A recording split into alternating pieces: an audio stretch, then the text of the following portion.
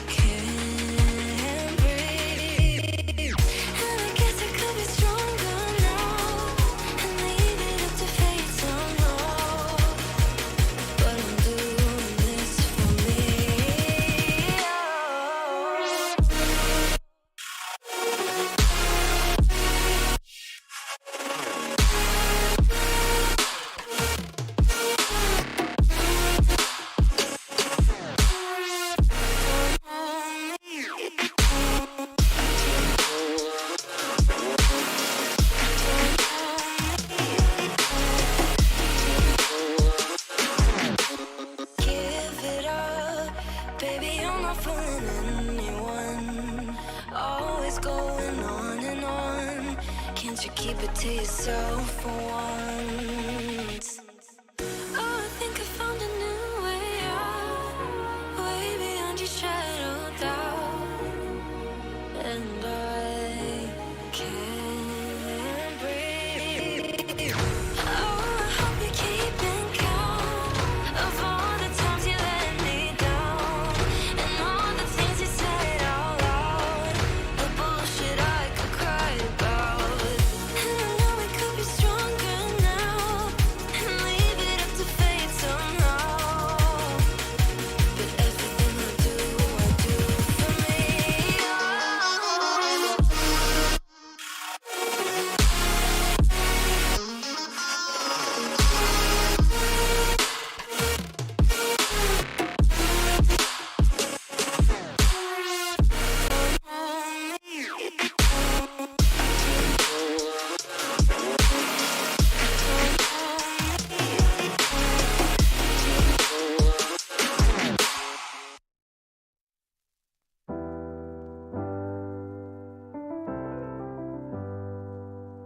I get lost sometimes and I can't seem to find a light between the walls I built for myself right in my mind. And then you came over and you showed me love that I never had seen before. And now when I got you, it's all gonna be alright. Thinking about all the things we did tonight, what a time to be alive. Just you and I, just you and I. Only you can put the fire out. You can turn it all around. You can lift me off the ground so we can fly again, so we can fly again.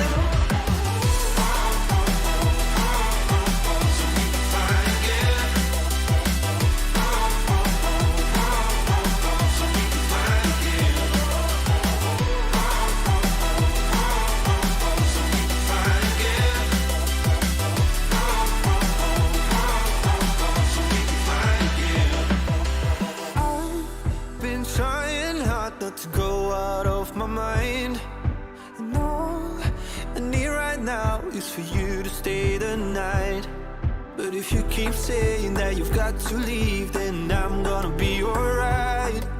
As long as you tell me that we ain't running out of time. Thinking about all the things we did tonight, what a time to be alive. Just you and I, just you and I. Only you can put the fire out. You can turn it all around. And you can lift me off the ground so we can fly again, so we can fly again.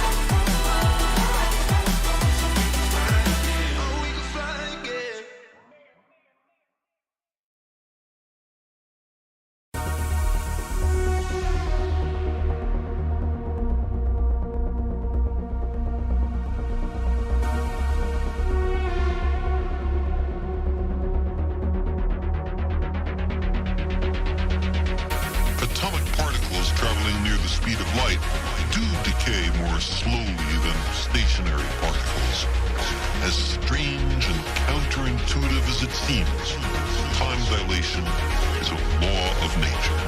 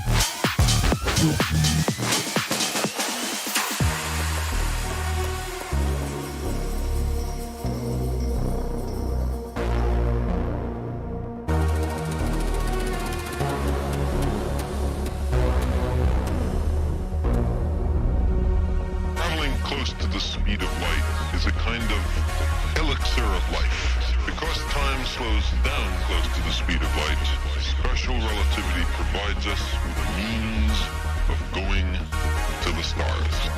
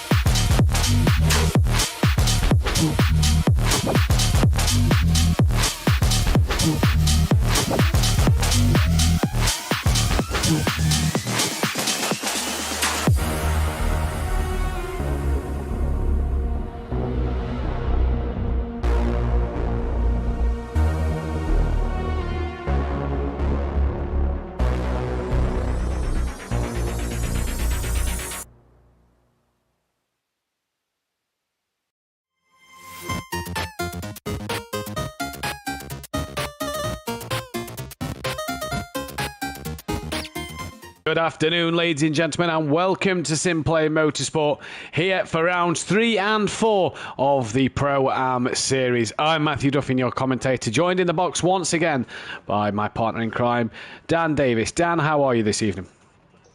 I'm doing very well. Yourself, Mathew? Very good, thank you. Are we looking forward to tonight?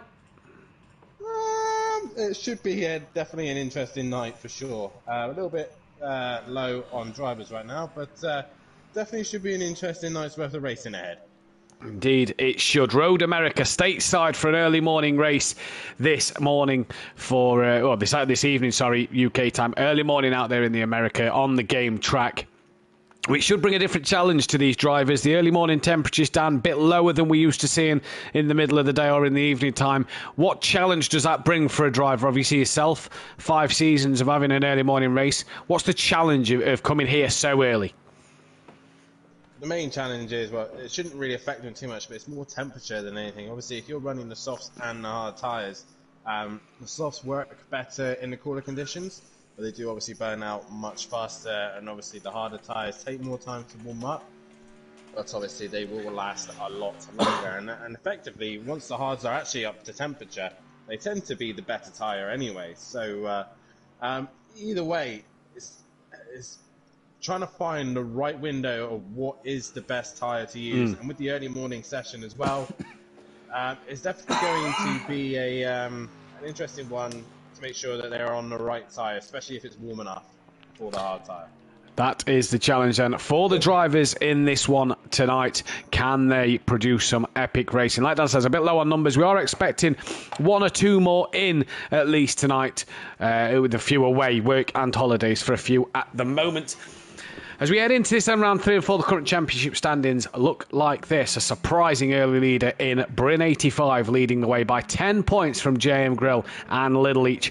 Little Each people expected to dominate this season, but he's struggling out there after last week. Stealth Sloth, again, a bit of a surprise to us all. Not yet here. He's hopefully one we get in.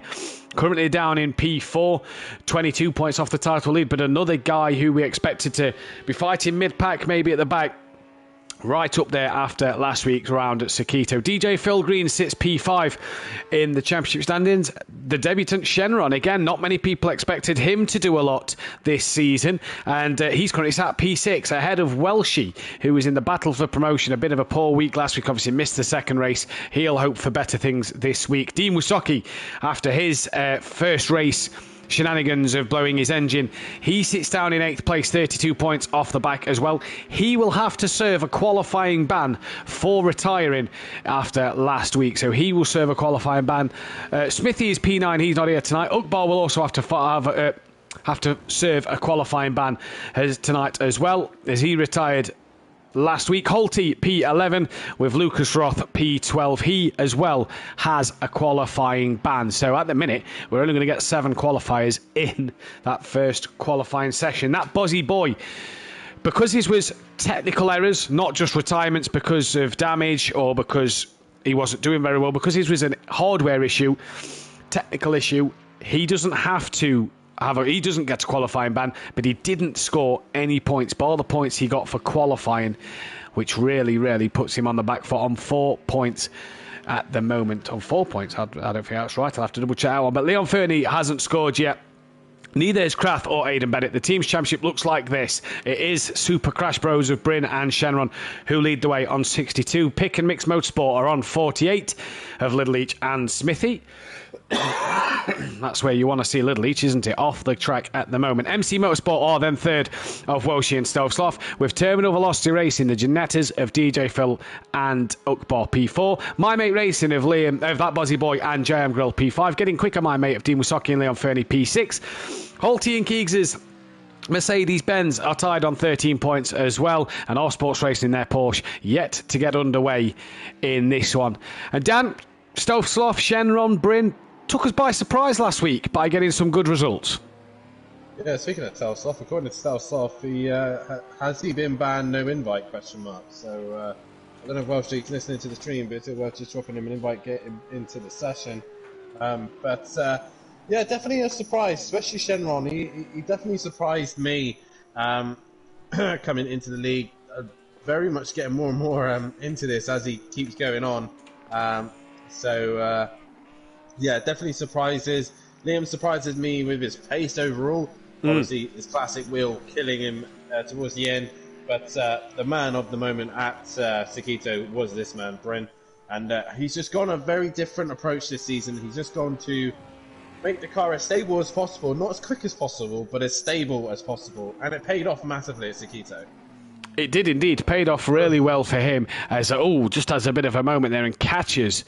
I think that's Ukbar it caught. Yeah, it was Ukbar that he caught as he got all over the curbs. The curbs here, Dan, are horrendous. They are horrendous. One of the worst curbs in the league.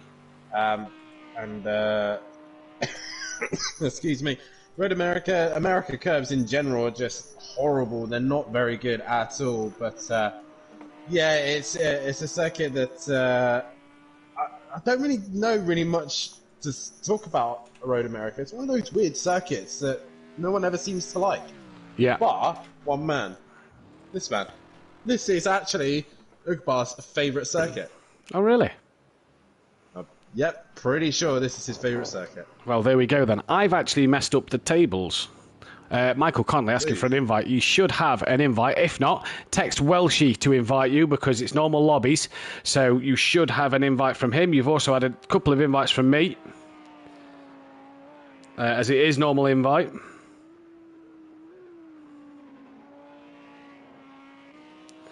But so we will be getting stuff in. Yes, I've messed up the tables. What I didn't relay for is the tables are when you input the qualifying results, whoever's on pole gets given a point from that screen, and I inputted it as an extra point. So Liam's only on 2 points, which puts getting quicker. My Mate Racing, all 3 Mercedes teams are all tied on 13. I've also kind of messed up the Pro. Andy's on 29 points and overtakes on 43, so the gaps there is a little different as well in the Pros, which means I'm only 3 points off the lead in Pro, which I'll take that. Brilliant, eh? But we're not about the Pro tonight. We're all about the Pro-Am, and this could be a fantastic night of racing. Evening to Disco with Disco Face, PM Motorsport, Laura Sage, Welshie, Michael Connolly himself, Stovsloff, Mike Matthews, Nikki in the chat as well. How are things in the chat there? And we get into this Road America, Dan. It's an FIA Grade 2 circuit in Wisconsin. I've got affiliation with Wisconsin. My NFL team play there, the Green Bay Packers, so it's not far from Lambeau Field. And you're lucky that it's not snowing, because normally in the winter times in the NFL it is absolutely Baltic and plenty of snow around. So it's a good job we're not racing this last season. Otherwise, this could have been a different story here at this track. Ukbar coming around the final corner. 11 minutes 58 seconds left of this practice session, and let's go on board a lap with him. Dan, do you want to take us through it? yeah, as we go down the Road America straight, obviously, like I said, we'll go on board with the man who loves this circuit this much. Currently on P7 at the minute, but that was an outlap. You come down the long straight and no boards to brake to, so you're going to have to use the dark patch there where people lock up and try and get a good turn in, making sure it's a little bit of a late apex at turn 1 and make sure you stay away from those curves. They're very unsettling. Down in towards turn 2, towards, which technically they say is turn 3 here, but we'll call it turn 2. And again, it's all 90-degree corners in this section. You have to be really patient there and take your time and get a good drive out the corner, and then you head your way down towards turn 3, a left-hander, down under braking. This is the trickier part of the circuit, braking again just at the dark patch of the circuit. And you see there, Oak Bar's just gone a little bit deep. It's very easy to cut. The corner is much tighter than you actually think it is. Not quite 90, a bit over, by 100 degrees possibly. And under the bridge, you see an Audi in the middle of the circuit. The crest, braking on the crest can make the car feel light and unstable. It makes your run through that turn 4 much more difficult. Into turn 5, again, too easy to take too much speed through there and mess it up. Down in towards turn 6, braking at the dark shade of the track again. Try and get as close as you can to the curb.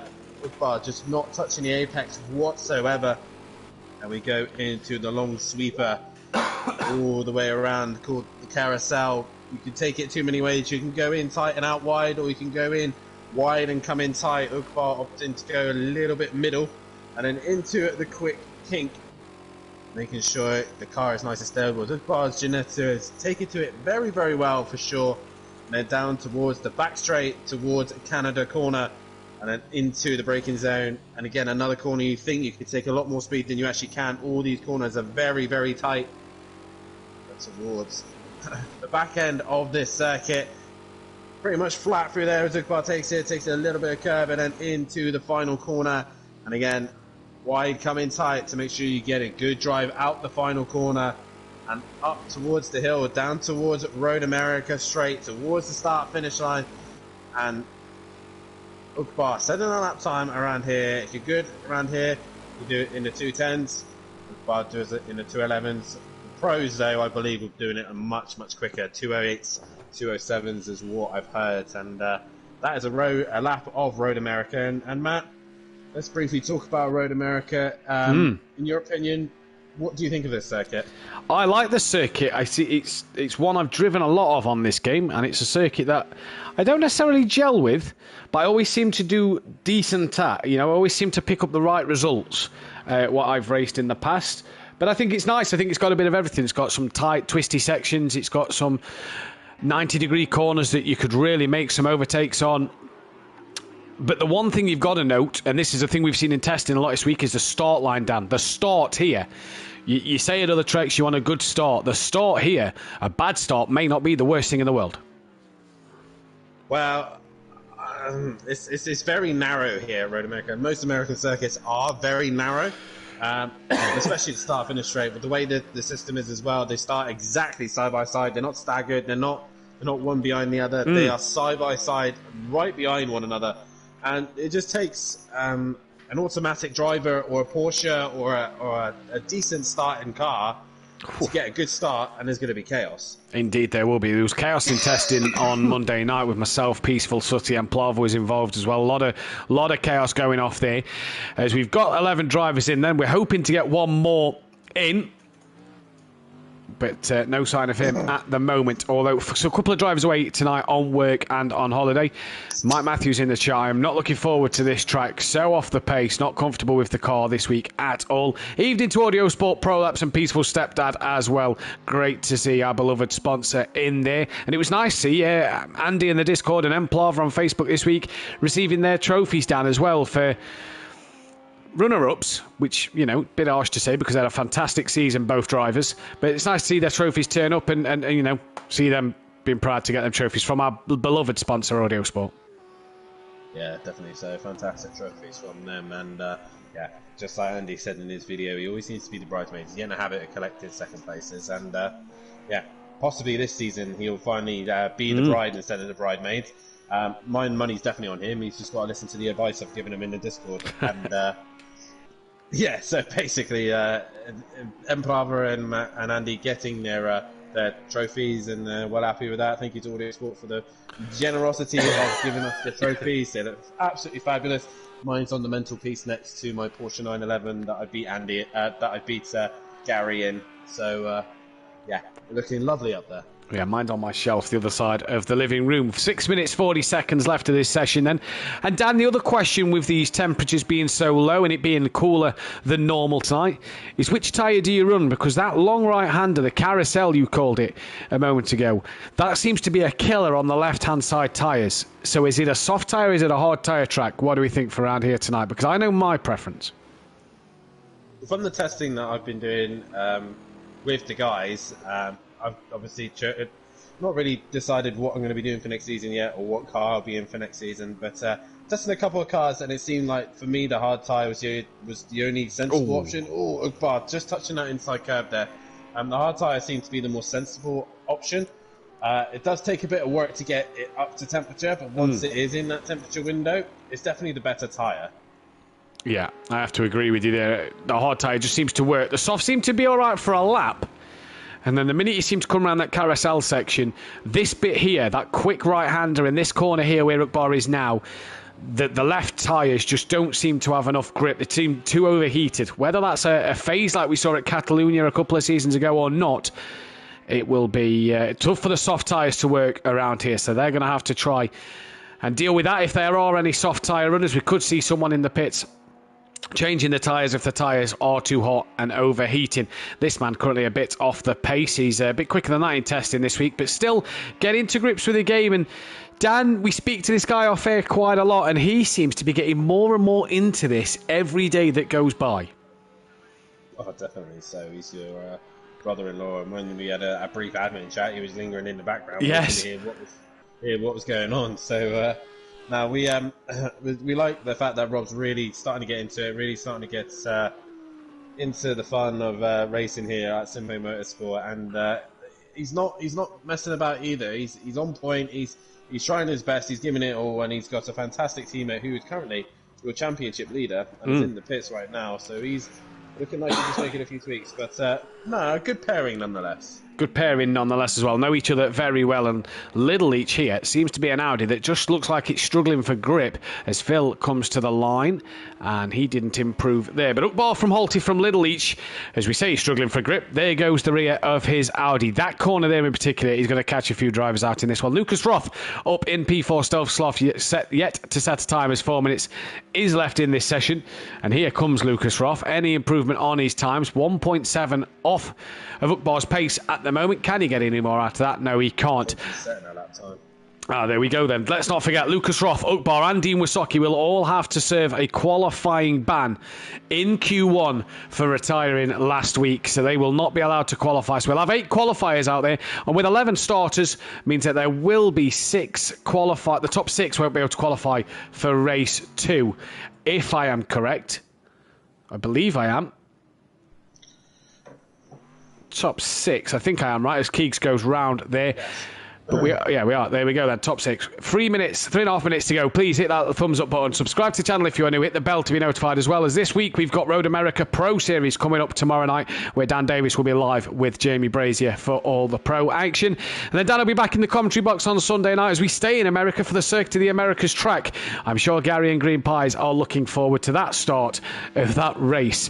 We then move to Silverstone Classics / Thruxton next Tuesday night, where I'll be in the commentary box with Jamie Brazier for rounds 5 and 6 of the touring cars before myself and Dan are back a week on Wednesday for Imola in the GT3's Pro-Am, where we hope to have a bit more of a full grid once again. And GT3 Pro-Ams at Imola, that should be a very interesting race, because Imola's a good track, and we've always seen when we've gone to Imola great racing before. We can't say the racing we've seen from here, as it is brand new on the calendar, so we've got no lap records to go off. We have no information to go off here at Simplay Motorsport on this track. This is brand new, and we're so glad that we can get this one underway and start to go with it. And yeah, just seen in the comments as well, one person who's not looking forward to this is is Overtaker. He just saying in the chat, even in the only track where the rear of the car is faster than the front. And I know he's in that Lamborghini, and if I'm honest, I tested here with the Lamborghini, and it doesn't actually feel too bad around here. It's all about just getting a nice setup for the car and feeling comfortable in it. But No, it's going to be an interesting race nonetheless. And you just see down that back straight where Dean has gone down now on that Buzzy Boy coming towards it. It's very narrow and it's very tight. There's a wall to the right-hand side. The pit window, the pit lane is going to be interesting as well because there's no pit exit line. So it's literally straight out on track. It's straight out on track, and the pit lane's probably the widest part of the track. It is the widest part. Do you know the thing is, right? These Americans, we've just said about the start line, haven't we? How tight it is. Why didn't the Americans think, do you know what? If we put this pit wall a bit further back, well, let's just have a look at the pit, shall we? do you know what I mean? Look how wide, look how ridiculously wide that is. If that wall was a good couple of feet in, you know, you've got you could fit neck end of 5 cars down that. That pit lane without a doubt. So whoever's designed this track and designed the pit lane, congrats to you. Applaud that one.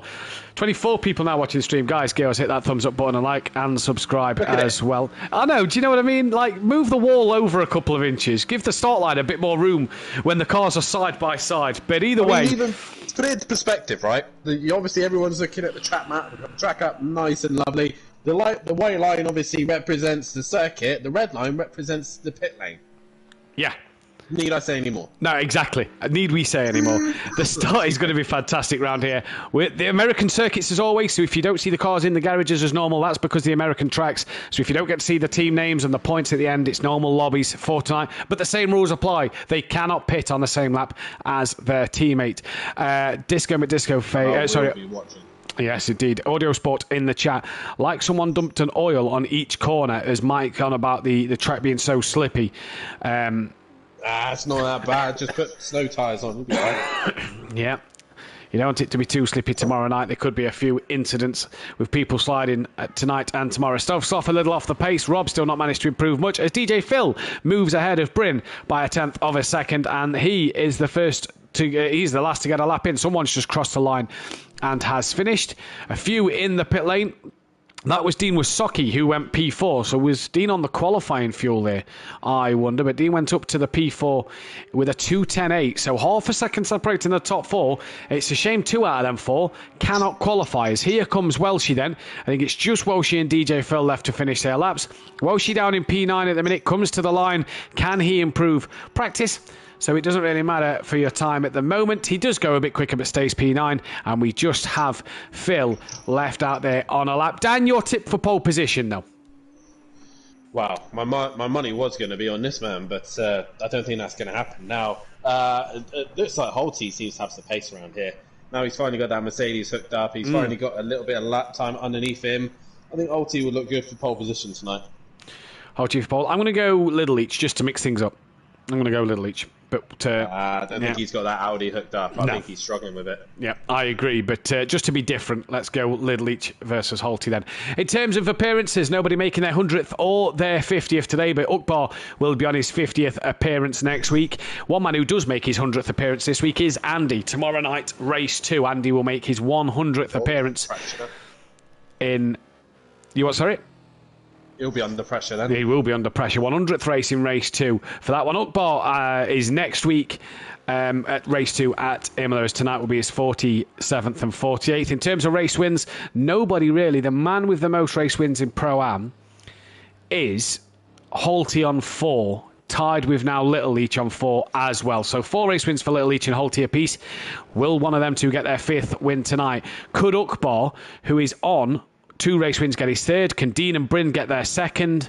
Liam is on 3. Could he get to 4 with Little Each and Holty as well? He probably should have been on 6 or 5, after last week's dominant performance at Suzuka. But either way, DJ Phil to the line as the last man on track, and he stays P7 at the end of that. My phone says that is wrong. He stays P6 at the end of that one then, as we get ready to go here for qualifying.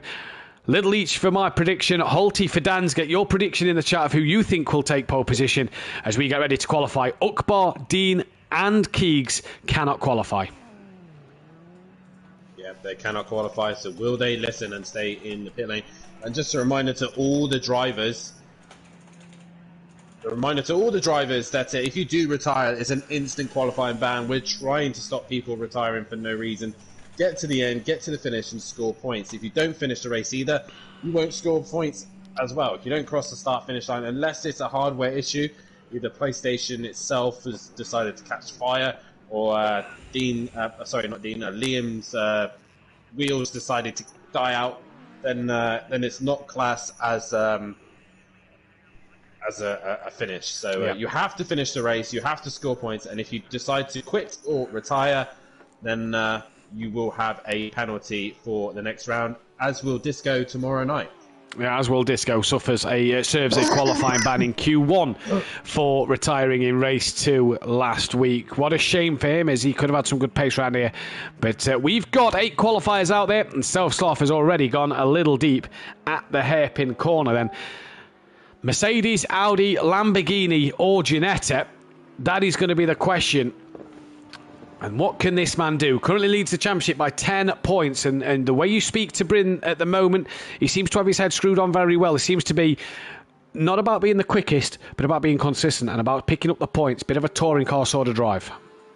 That's round 1 of the season. You know, anyone, Bryn knows just as well as anyone else knows that you can't win a championship in race 1 or round 1. So he's just taking this season step by step. He knows he's going to have his good circuits and he's going to have his bad circuits. So Bryn, it will be a man to keep an eye out for just consistency this season, and he seems a lot happier in this Audi than he did in the BMW, which was a smart move so far.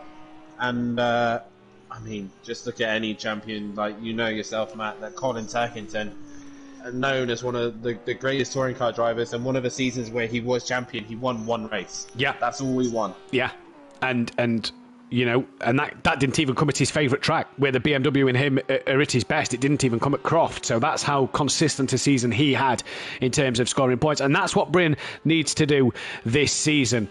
At the minute, I'm quite shocked to see the poll on the YouTube channel at the minute. Holty 50% of the vote, Bryn 25, Welshie 25. Nobody's yet voted for Little Each for pole position. So maybe people thinking the same as what you are, Dan, and go in the way of Holty or Bryn or Welshie at the minute. But like Dan says, it is all about the consistency, and Bryn got off to the perfect start, first and a second last week. Others can pick up, though. One bad round doesn't mean it's over. But more important this year, Dan, and we said it last week, we'll say it again this week, no drop score, no double points. So a bad round this season will hurt you more than last. Yeah, but that's what I love about that. That's just like, if you make the mistake, you're going to get paid for it. As pretty much I did last season. With, obviously, my bad round was my double points round. So not just that I was fighting with one hand behind my back, but the fact that also I'd lost the advantage of using double points. Now, all that is out the window, and it's basically whoever does the best job throughout the season. No messing around. It's all about being consistent at every single round. You can't have a bad race. If you have one bad race, then your championship, you might as well say goodbye to it. And you asked me last week, am I thinking of that championship, and with missing Imola next week, the answer was not really, unless everybody else has a bad round or misses a week, because that 1 week missed used to sort of be, it's all right, no points, that's my drop score, that's fine. Now turns into such a big loss of points. Well, it just proves, it would just be that the driver who goes out and does the right job for every round will be champion. Yeah. You know, it's I moaned about it quite often last season. With Andy's drop score, I will admit it was a big moan. It really wound me up. But every round he could have a bad round. I could have the best night over him, and he would still gain points due to being its drop score. So it's a season now where every race will count. Yeah. I think Andy won 3, maybe 4 races last season. Yeah, 3. My 11. So, and let's not forget, your 11 is the most in pro in one season. We know the record's 14 from Fury. We know Jamie and myself have won 12 in the Pro-Am season, but Pro is 11. It was 8 previous to that, so you had to work harder to get that title, even though Andy kept dropping the scores. And like you say, this is what's going to make these drivers' challenge even more difficult, Dan, as while we've been blabbering on there, the first lap's just starting to roll in. Little Each, look at that. We didn't see a 209 in practice. Nobody's yet voted for him. The poll will close in 2 minutes. I did, yeah. The poll will close in 2 minutes. But Little Each setting that early pace and putting himself on provisional pole. But here comes Holty, the man to maybe challenge him. Not quite at the moment, a little off the back. Yeah, a little bit off the pace at this precise stage of the lap, but that Buzzy Boy's still yet to set lap time. He's ghosting a little bit there. I'm not sure why he's ghosting, but don't know if he's ghosting on your screen, but on mine he's he's gone invisible. He's ghosting on mine as well. Now that to me would say that he's had some terminal damage, but in qualifying, let's not forget, you can just retire it to the pits and come back out. So I don't know if that's the case, and then he's carried on ghosting. But that one, a strange one in this qualifying session. I'm just trying to find out who the lead car is, but that's Welshie in the wall, not what he would have wanted. No, not Who is the lead car? DJ Phil is now the lead car. So let's see what DJ Phil is. So far, so good from DJ Phil. He's in the 2-minute 13s. Yeah, seems around the 2:12s. Seems around Bryn's pace. Bryn around the low 212s, high 211s he's done at the minute. DJ Phil 213 as well. So is this the battle tonight, Phil versus Bryn? He called me out last week by saying that he's got a new wheel. Let's see if he's on the wheel today. No. So far to me, that looks like pad. That's a very pad, twitchy sort of getting it.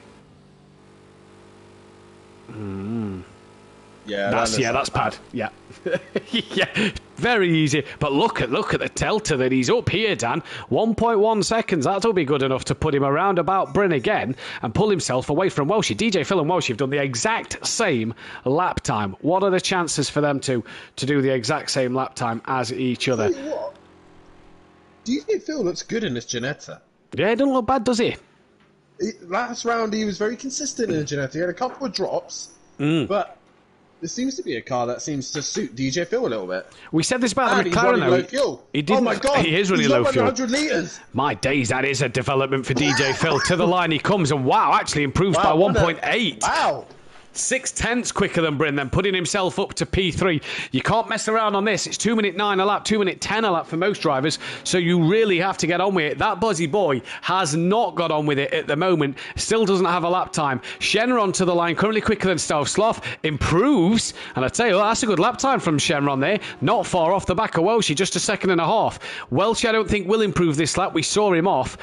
So I think this will be a lap where he'll go again. Yes, he does. That Buzzy Boy still not yet set a lap time. Not too short. In fact, you can see where Buzzy Boy is. Look, even his dot on the track map is ghosted out as he's coming around the final section. Now he's got Little Leach right behind him.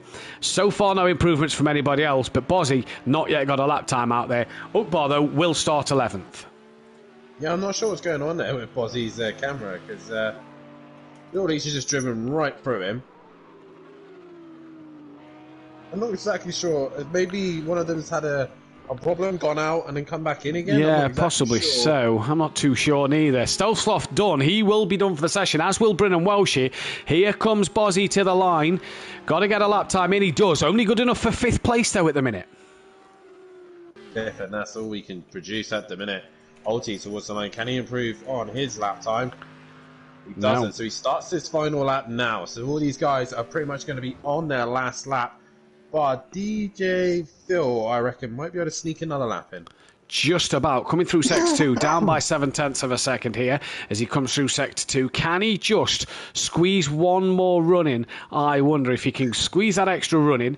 Will that help him get towards where he needs to be in this session at the moment?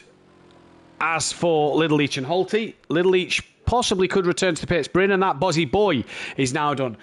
He's came back out the pit lane, but he's not going to get another lap in here.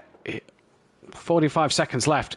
DJ Phil will, though. He will be the last man to finish this qualifying session. He won't, because look at his fuel. He's got 0.0. Oh, no, yeah. That's him done. Good That is spot, him Dan. done for the session. Good spot, Dan. That is Phil done for the session then.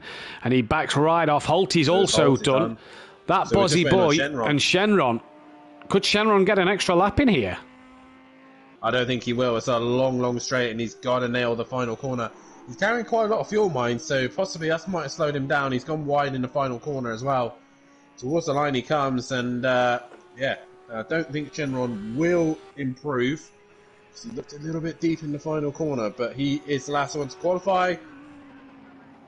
No improvement from him, and he is done. So we are now, I do believe, just waiting for Welshie, who wasn't out there on a lap. But Little Leach will take his first pole of the season, and that is him on the front row of the grid. Holty is second. Welshie will be done. He starts a bit further down. Dan, talk us through the grid.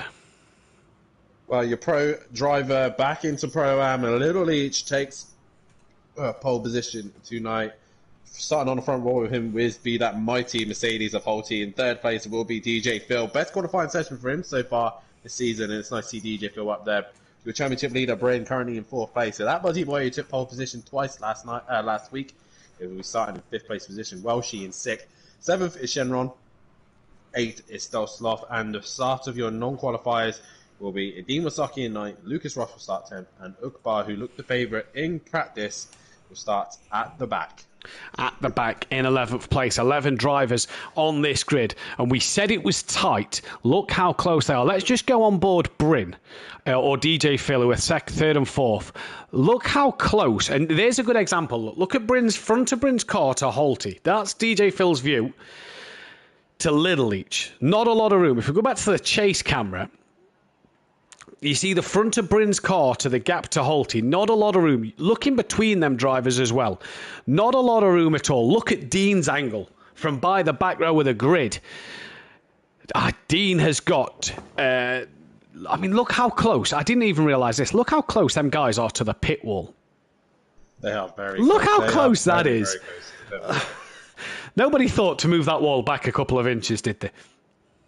No, they didn't even think to go the other side, to be honest. They should have just had like a chicane towards, instead of the start-finish line, the chicane into the pit lane and then the chicane out. But like a bus stop chicane. But this is definitely going to be an interesting race. Matt, prediction for race winner. We got to do that before we get going. I'm going to go Little Leach. I'm going to stick with my guns. I think the GOAT has taught him how to drive this Audi. Oh, I'm going to go this man, Holty. I feel like Holty, his day is today in that Mercedes. With that extra power down the straight, I think Holty will look good for this one. Well, let's He see looks more stable than Little Leach. He does, yes. Let's see what happens. That is Little Leach's 3rd pole position here at Simplay Motorsport. Then only 3 pole positions in 6 seasons. Plus he did GT5s as well. That is not a lot of poles for him. In terms of that Audi, it now has a 18th pole, it now has 16 pole positions in the manufacturer's qualifying, tied with the Ginetta, but the revs are rising here. We're about to go green. It's go for the first time. I don't think Phil moved off the line, which has gifted Bryn a bit of a gap. And there, look, Bozzy Boy, Welshie and DJ Phil all close together. Bryn trying to find a way through on Holty as Bryn got an absolutely demon start, and Bryn cannot find the gap. The track starts to widen here. Bryn into turn 1 up the inside of Little Leach, and they're pretty much cuddling as they come through the corner. That looks like Phil's gone round. He's up. Who's he landed on there? That's Bozzy Boy. Phil. Yeah, Phil on the top of Bozzy Boy. That's DJ Phil with major damage. He'll have to hit the reset button. He is allowed to do so when he's on his roof. But DJ Phil, excuse me, on his roof. And look at these 4, Dan. Anywhere time soon. Look at them 4 up front. Bryn, Little Leach, Holty and Welshie. We said about that Mercedes grunt. Holty doesn't know where to defend. Little Leach and Bryn have been side by side since turn 1. And all 3 have ran deep. Little Leach, they're better. Oh, Bryn's over! Bryn's gone over! I think that was Keegs who tapped him, it looked like. Holty and this Shenron now up into 4th place. But Welshie was deep as well. You cannot write this start. Phil has got going. But Bryn and Phil, major damage lap 1. Yeah, major damage, and not the start that they would have wanted whatsoever. And Welshie, the big winner out of all of that. And I think Lucas Roth really was in the wrong place at the wrong time, and he's gone round. Yeah, he's just in the wrong place, wrong time, and caught Bryn out. And Bryn, your championship leader with no rear wing, will have to pit. Well, yeah, as will DJ Phil, who's just coming down to where the drama happened. It was as if somebody dumped an oil truck on the track. Look at Holty. He went deep at one corner. He's now trying to battle with Shenron, and he's on the outside. He's got onto the dirty stuff. So did Ukbar. And Shenron currently defending for 3rd place. Dean Wasaki in the background for 6th. And Holty and Ukbar side by side down towards Sector 2 timings. They've just broken into the right-hander. Holty up to 4th. He's gone deep. Shenron's got deep. Oh, Ukbar come across the front of Holty there. And these Ginettas look like they're Tigger because they're bouncing everywhere. As Phil finally got going, yes, he has. He's finally got underway, but both Ginettas have gone flying.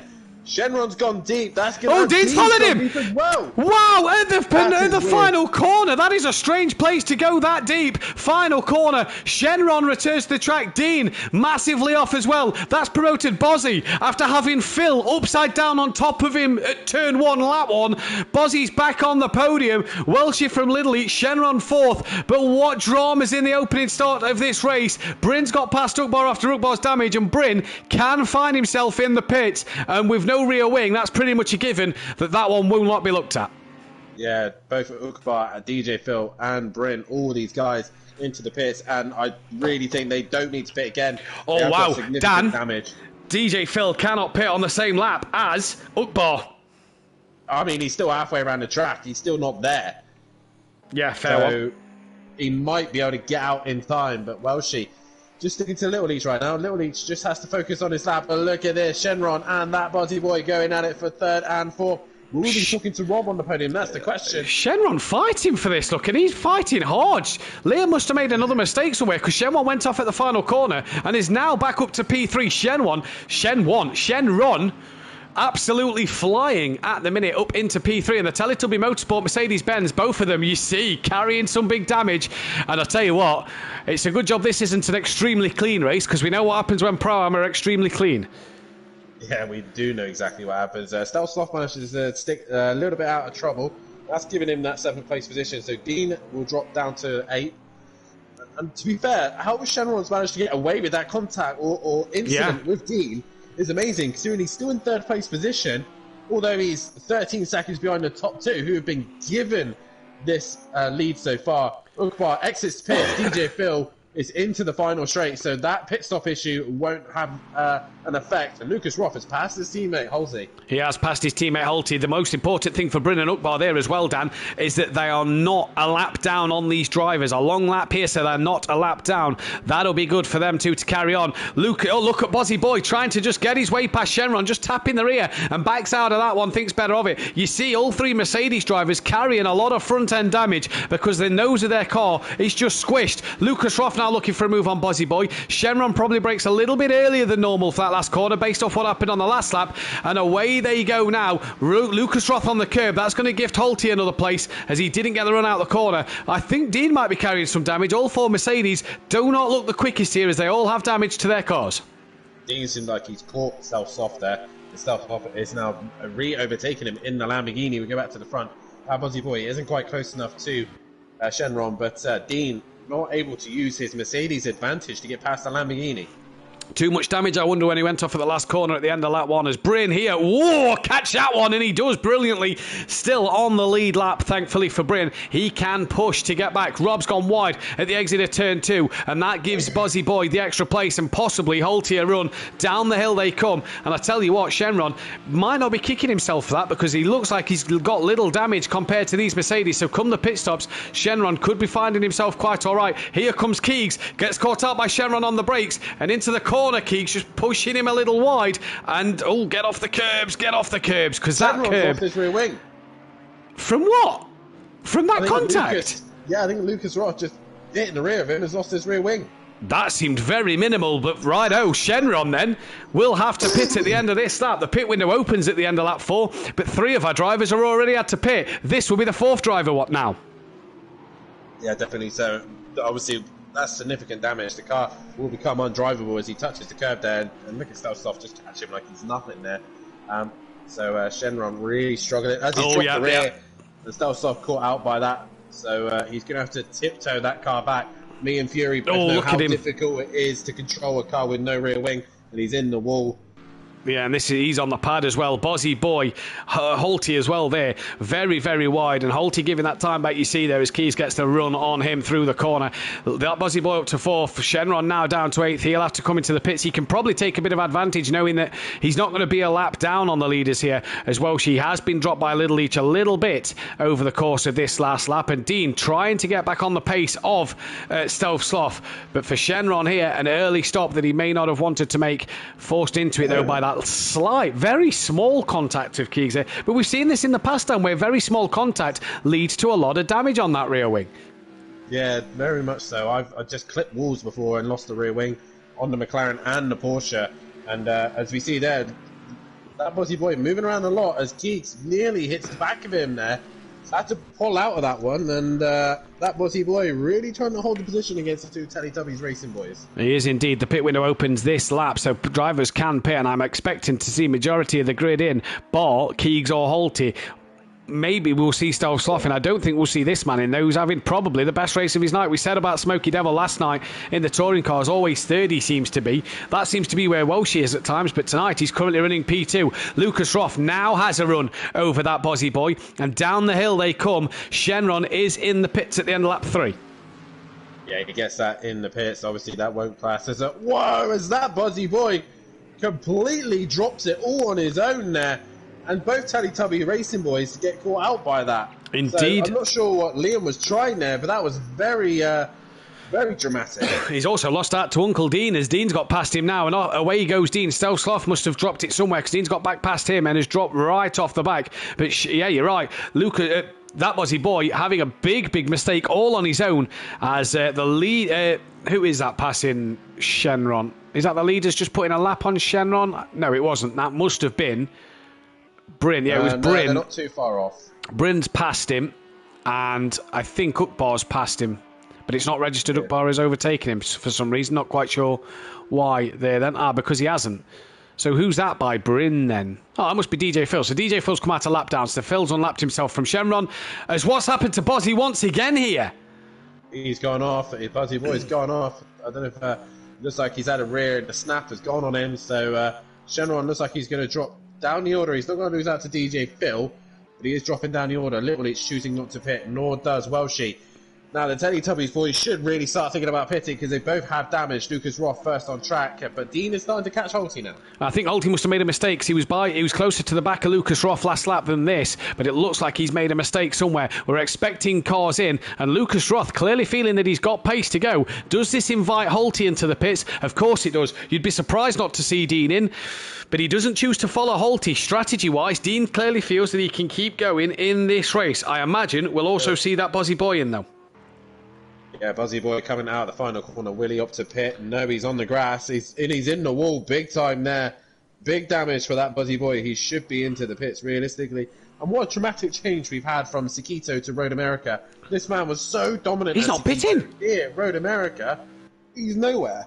He's not pitting, and that really surprises me. He's going to lose some big time to Bryn and Ukbar in this race, and you'd imagine Shenron might get back past that Buzzy Boy as well. The thing for Shenron here is he can follow the leaders pretty much and try and stick with them in terms of being... In fact, did he get out just before Little Leach? No, he's behind them. He's just come through Sector 1. Shenron can try and follow the leaders and not have to let Lucas Roth and Dean and Stealth Sloth through. But on to lap 5 here, and I'm surprised not to see that Buzzy Boy into the pit lane. Shenron then, down in P10, Phil 11th. Is 1 minute 5 behind. That's a lot of time for Phil to make up. Shenron just has to plod along here and just keep it going. Yeah, there's not much that he can do. Holty coming out the pits. Bryn actually not too far behind Holty after his damage. So Bryn is actually on a recovery drive a little bit here. But Bryn, a little bit of a wiggle there. Holty has had mistakes himself. I don't see Bryn getting near the top 3. This man, though, is having to behave this week after collecting 10 penalty points himself, and he's done the easy way so far. He's taken pole and he's disappeared so far. Yeah. He's got 8.5 seconds over Little Welshie. But the other thing that Little Leach doesn't have to worry about, with no Smithy here tonight, he can choose when he pits whenever he likes. It's down to him at the end of the day. It is indeed, and you'd imagine as well that with this guy on good form at the minute in Little Leach, he needs to carry that second race on. And there you said about Holty, he's made mistakes. Well, there is one. Yeah, there's me thinking that Holty. I think I've cursed Holty for this race. I actually think I have. As DJ Phil's behind him, he's still a lap down, DJ Phil, but Holty just struggling with the car a little bit, as it seems. He does seem to be at the minute. Little Leach leads from Welshie, from Lucas Roth, from Dean. Stealth Sloth, that Bozzy Boy. Dean's had another problem. Out the right-hander, just at the bottom of the circuit. Coming towards the final couple of corners, he's had a mistake. Stealth Sloth also went deep. People being caught out by these corners here. And you can tell who's had the practice and who hasn't, because those who's practiced seem to be doing not too bad. Those who haven't are struggling like mad. And at the end of lap 5, Keegs comes into the pits for his stop, as probably wisely does Dean Wasaki. And where is Stealth Sloth off to? That Bozzy Boy's had another mistake. So where's Bryn? There goes, that is DJ Phil, I think, who's just gone. Bryn's got past Liam. Yes, Bryn's got past Liam. Now, I think Phil's had another spin because he looked like he was losing it as he come through this part of the track. But Bryn now up into 6th place because of people making mistakes themselves. Lucas Roth and Dean are in the pits for their stops. Where is Bryn? Can Bryn jump Dean and Lucas Roth maybe? He came out not far off the back of Holty. I don't think he'll get Lucas Roth. He might get Dean. Well, we'll have to wait in the pits and see. Dean got his wipers on. No rain forecast. Bryn coming up the hill now. Lucas Roth will be off his limiter. No, that's a decent stop from Dean. So will he get Dean? Probably so, you know. There's Lucas. I told you. It's going to be close, though. Very Bryn close. with much more speed. He's back. Someone, but Bryn very cautious. What's happened to Little Leach? What has happened to Little Each? 1.1, the gap between him and Welshie. Does he carry damage on that car as well? If so, Little Each struggling, but Bryn now up to 5th. Holty also got past Dean as well in that moment. Bozzy Boy is now into the pits for his stop. I'm surprised we didn't see him in a little earlier, but Little Each, Welshie and Stealth Sloth, the three who haven't stopped, and currently 1st, 2nd and 3rd on track. But Little Each, crucially making a big mistake, has invited Welshie into this race here. Is he going to stop himself? No, he's not. What's happened to Welshie? Must have had a wiggle somewhere because he has dropped off the pace already. Yeah, this is going to be an interesting race as he goes across 23.3. That's a poor lap. Well, she's still doing the 15, so not as poor as Stealth Sloth did a 36.6. But Stealth Sloth in 3rd place, not pitted yet, but he's keeping his nose clean. Plodding along. Out of trouble. Yeah, plodding along, doing what he needs to do. And the most important thing is he's letting everybody else drop it around him. Bryn seems to have been pretty consistent. Not quick, but consistent since his pit stop. Doing a similar job to Stealth Sloth. And that is why them two are 3rd and 4th at the minute. Because actually, what has happened to Lucas Roth? Because Bryn's got past him. Maybe Lucas Roth made a mistake, but Bryn is taking his time and just picking people off bit by bit. Lucas Roth does seem to have the pace here. He's not massively quick, but he does seem a lot better than he did at Sakito. Got the racing on the big telly tonight. Listening while bathing Little Maya. All the best, lad, says Gary131 in the chat. I hope your missus have approved of that one. But Welshie now, you're right what you say about Bryn. Just keeping that momentum up from Skeeto as he Stealth Sloth. Lucas Roth trying to improve from Skeeto. Dean trying to get back on the rear end of Holty. And a lot of his wipers on. Yeah, he's still got his wipers on, so I don't know if that helps him concentrate, but look at that Bozzy Boy. He's 8 seconds off the back of Shenron. Shenron are way down on up bar, but they're all well in front of DJ Phil at this moment. It's a tight 3rd to 7th, with 21 seconds separating the top from 3rd to 7th. The top two, though, they've got a pit stop, if not 2 pit stops, over the leaders at the minute. Stealth Sloth, though, when will this man pit? We reckon if he pits, he'll be around the Dean battle, I reckon. Yeah, for sure. It's going to be a close one. Well, Stealth Sloth will come out the pits. He should be around the Oak Bar, Chiron kind of region. But, yeah, hopefully that Stealth Sloth, I hope his patience rewards him. I really do. Yes. Because he's not the quickest guy on track, but he does always... he always does seem to be in the right place at the right time when he needs to. And it's nice seeing him at the front every now and then and really putting on a good show with his teammate as well. MC Motorsport really doing well this season already with points. You have to think. See Welshie. You have to think as well, Dan, with Smithy missing tonight, Super Crash Bros and MC Motorsport have a real chance to gain some points over the Super Crash Bros. Yes, Teletubby Motorsport have both their drivers here, and so do Terminal Velocity Racing, but Ukbar and DJ Phil aren't scoring well, and Teletubby Motorsport, you know, they're scoring all right for 5th and 6th. But Super Crash Bros and MC Motorsport, in regards to this man not having the GOAT with him, could really pull some points in the Constructors battle. Yeah, definitely so, and for himself as well. Can he get himself back into the pro? The other question is, can his brother stay in pro and maybe get the duo back again? Bryn seems to have lost a little bit of time again, as Lucas Roth has brought that gap down a little bit. Yeah, 2:14.8 for Bryn on the last lap. Maybe he's just had a problem this time around. But again, not quick, but consistent. Keegs, though, looks quite rapid tonight. He looks like Keegs is back to his best at this track. Few mistakes, but he seems to be, starting to get into the groove of this Mercedes-Benz. He doesn't seem too happy with the Mercedes-Benz, but nonetheless, he's definitely working his way back to his usual self. We know that Keegs is a quick driver. We know what Keegs can do. Both you and I, Matt, know this kid's potential. And it's just, it's never gone his way. It's a few drivers on the list that's never had race wins, and it is this one. And we're so shocked at that. AH is another one as well. Never had a race win with so much talent. Yeah, exactly. And you think back to the races, AH, like you said, you look at the races he's had with Keegs, and you just kind of sit there and go, how? How has he not had a race win in all this time? But it just hasn't fallen his way, like you say. Someone who's trying to make it fall his way is Dean, but Holty lapping a bit quicker than Dean, some 1.5 seconds quicker on that last lap. Dean just dropping off the back of Holty, although caught Holty quite a bit through turn 1, so I wonder if Holty was a bit more cautious going through there.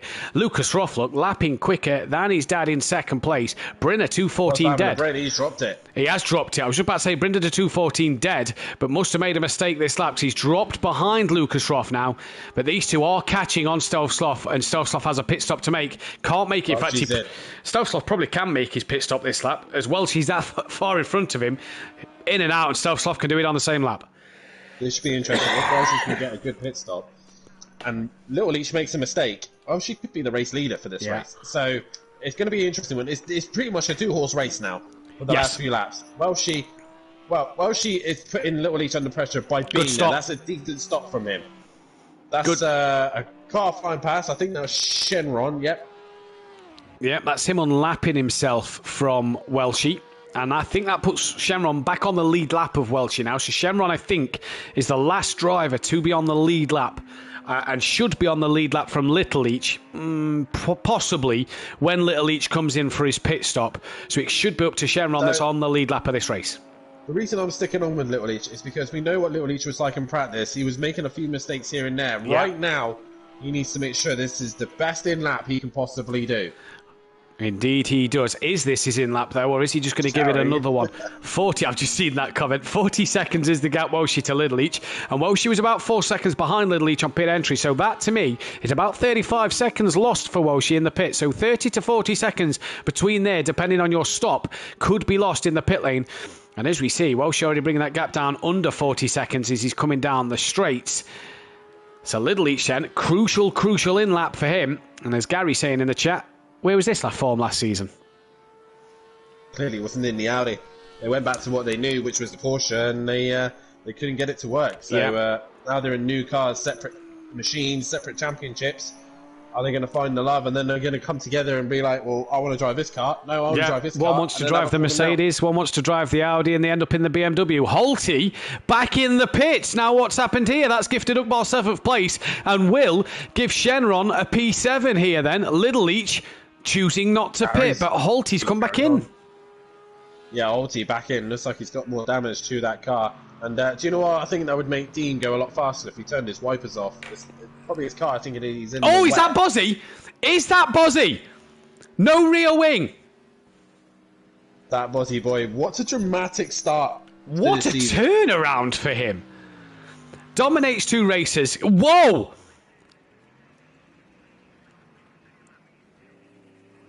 Wow. He needs to make it to the end, though, or a penalty will come his way. We are urging drivers to finish races and... needs to make it the end, score some points. He's only got 2 for getting 2 pole positions, so he needs the points, really, as well. Yeah, he does, really. As Little Leach coming down to the middle sector, and Welshie in the... he's made a mistake somewhere, because that's he's lost some 5 seconds, hasn't he, as Welshie. Brin's back in front of Lucas Roth. These two keep swapping positions. Ebbing and flowing between these two, but they are gaining while they're driving. They are gaining on, Stealth Sloth, who's only 5 seconds up the road, and he has to pit still. So will Stealth pit at the end of this lap? I tell you what, Stealth Sloth now might come out and gain that extra place because of the fact Holty's had to pit. He definitely has had to pit. So should be an interesting fight between Lucas Roth and Brin. Who's going to come out on top between these two? There is Stealth Sloth right on the back of Brin. This is technically fighting for a podium position. Stealth Sloth is still yet to pit, so...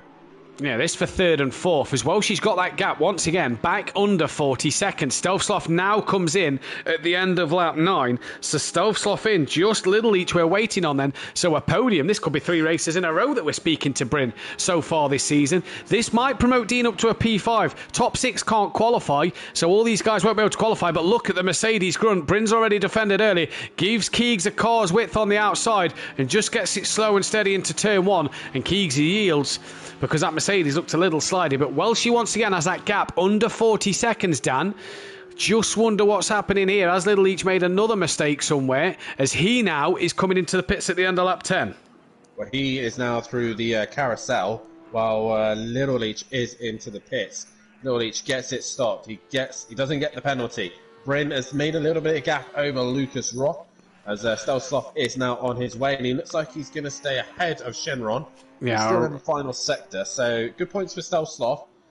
Yeah, 7th place. Oh, Lucas Roth, bit of a twitch. Did Bryn have one as well? He looked like he had a wiggle as well. Dean's going to be more interested by these two messing around. But Little Leach in the pits. Where is Welshie? Welshie into the final sector. Little Leach is away. Little Leach is gone. Yep, so that then will be the race lead, and it's a question of how much Welshie will be behind Little Leach compared to what it was before he pitted. 4 seconds was the gap before Little Leach pitted. What is the gap as they come out the pits? Little Leach off the limiter now, and away he goes. But who's that in front of Little Leach? I believe it's Shenron, who's just in front of Little Leach. Indeed it is. So Little Leach will have traffic early doors, although he doesn't need to fight with Shenron. You remember last week when Little Leach was a lap down to Shenron? The other way around this time. Either way, Little Leach 6 seconds, so he's gained 2 seconds out of that, extending his pit stop here then. Dean within 7 seconds of Bryn and Lucas Roth. So Dean trying to get on the back of these two coming into this race. Liam back into the pit. A nightmare round for him, but 11th place points nonetheless. And while his teammate's not here, he needs to score for the team. Bryn managing to keep just under 2 seconds ahead of Lucas Roth, and Dean trying to stick with him. 7 seconds Dean is now to Bryn and Lucas, and was a lot quicker than Lucas Roth. If you look at Bryn's time last lap around, was only 1.6 slower than Welshie. So Bryn just starting to get his laps, getting better and better here. Yeah, definitely. So he's starting to get the car underneath him. Maybe these guys might come a bit more pace later on. As I talk about Welshie, his last lap was his best. A 2-minute 12.2, probably one of the best, matching Ukbar, who's on his own. Ukbar's done a good recovery from the back of the pack. He's up to 6th in that horrible zone where he won't be allowed to qualify again. Yes. Same for Dean and Lucas Roth. All three who weren't allowed to qualify won't be allowed to qualify again. Cannot qualify again. I mean, it's not done them too bad. They're in the top half. They've had a good, solid first race. But you're right about Welshie. And Dan, let's not forget, this is going from early morning. By the time we end this race, it's going to be 6:30 local time. So the temperature and the track is going to improve as the sessions go on. So come the end of race 2 at 8:30 in the morning, the track might be at its best, and we might start to see drivers doing their best laps. Shenron being caught by Holty. Holty 1.2 up on his best lap. As there's DJ Phil. Bozzy Boy still in the pits. What a nightmare start to his season. Car's gone off there. Is it Shenron? Yeah, he's gone off. He's got to be careful that the leaders don't get hit. And Welshie manages to negotiate that Audi, and looks like Shenron. Oh, he's gone straight on. He's gone deep. He's made his own mistake there. Nothing Shenron did wrong. He got back on track, and Welshie, obviously, you can see Shenron there. He's on the pad, so when he gets suspension damage, it is a nightmare. Absolute nightmare. Holty's going to get past him then. Depending on his damage and how long the pit stop takes, I don't think DJ Phil will get past Shenron, and Shenron will definitely not finish last, as he's going to lap that Bozzy Boy possibly in the pit lane. But Welshie has pretty much lost his second place. The battle, though, is 3rd and 4th. Dean's dropped back a little bit from Bryn and Lucas Roth these last couple of laps, but he's still lapping quicker than Keegs. Bryn starting to just gap nicely over Lucas Roth, because Bryn pulled 2 seconds over Keegs on that last lap. I think, though, Keegs may have had a better lap this time, because he started to bring that gap back down. He is slowly bringing that gap down. Maybe Bryn not had a good lap, but Lucas Roth trying to get his head down. He needs to get on the podium, start giving himself a good run here. Are we going to see a father-son duo on the podium? That's what I've just sat here thinking. Welshie, the father of Lucas Roth, a.k.a. Keegs, if they both get on the podium together, that should be interesting. We've never had a father-son podium, if I'm right. We got very close to me and Kelly at Texas. But we've never had a father-son duo on the podium. Never had. Me and Floyd was 1st and 5th at Melbourne in the F1. You and Kelly close at Texas. But never a father-son podium. So this could be a first for Simplay Motorsport, as Bryn a bit wiggly out of turn 1 and into turn 2. And Lucas Roth just starting to gain on him now. Dean coming under some pressure from Ukbar as well, behind these guys who had a terrible last lap. I say Bryn's 2:14 is not it's not a terrible lap for Bryn's pace, but Lucas Roth just lapping a lot better. And here he comes, that Mercedes grunt. Just has to be patient here, Lucas. He's got the advantage of the power of the Mercedes. He just needs to take his time. that Bozzy boy's still in the pits. Dreadful race for him. Shenron's came out just ahead of DJ Phil, so DJ Phil could get top 10 here in this first race, depending on how him and Shenron go about it. Bozzy Boy still sat there having a dreadful race. That is some big damage that he must have accumulated there.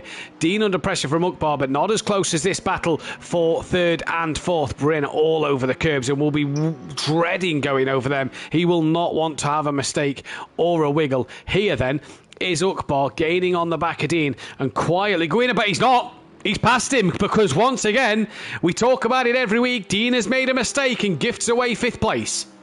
Yeah, as soon as the car gets on the back of him, he starts making a bit of pressure. Oh, Lucas Roth through the kick, and he has a massive wiggle, but he manages to keep it under control. And brilliant stuff there from him. These two are ebbing and flowing here, Dan. The time is going. Keegs gets on the back of Bryn. Bryn pulls away. You know, Keegs makes a mistake. Bryn makes a mistake. Yeah, and the gap is coming down and then going back up to what it was without really any pressure from them, without making moves on each other or defending. They're making their own mistakes here. Maybe just driving too hard to pull away or to get past. But either way, Lucas Roth has it all to do once again on Bryn. Lap 13 of 15, and Bryn currently on that final podium spot. Bit of news for you though, that Bozzy Boy is out the pit lane. Look 3 at that. minutes, Look at 47 that last seconds. lap. Jesus. But that's him going in, right? And his pit box is past the start-finish line. Yeah. Let's see what his lap time is. His when he out comes lap back could out. be horrendous then. Shenron did a 3:23 and he had damage on the last lap. He's pulled 17 seconds over Phil, so Phil must have made a mistake, excuse me.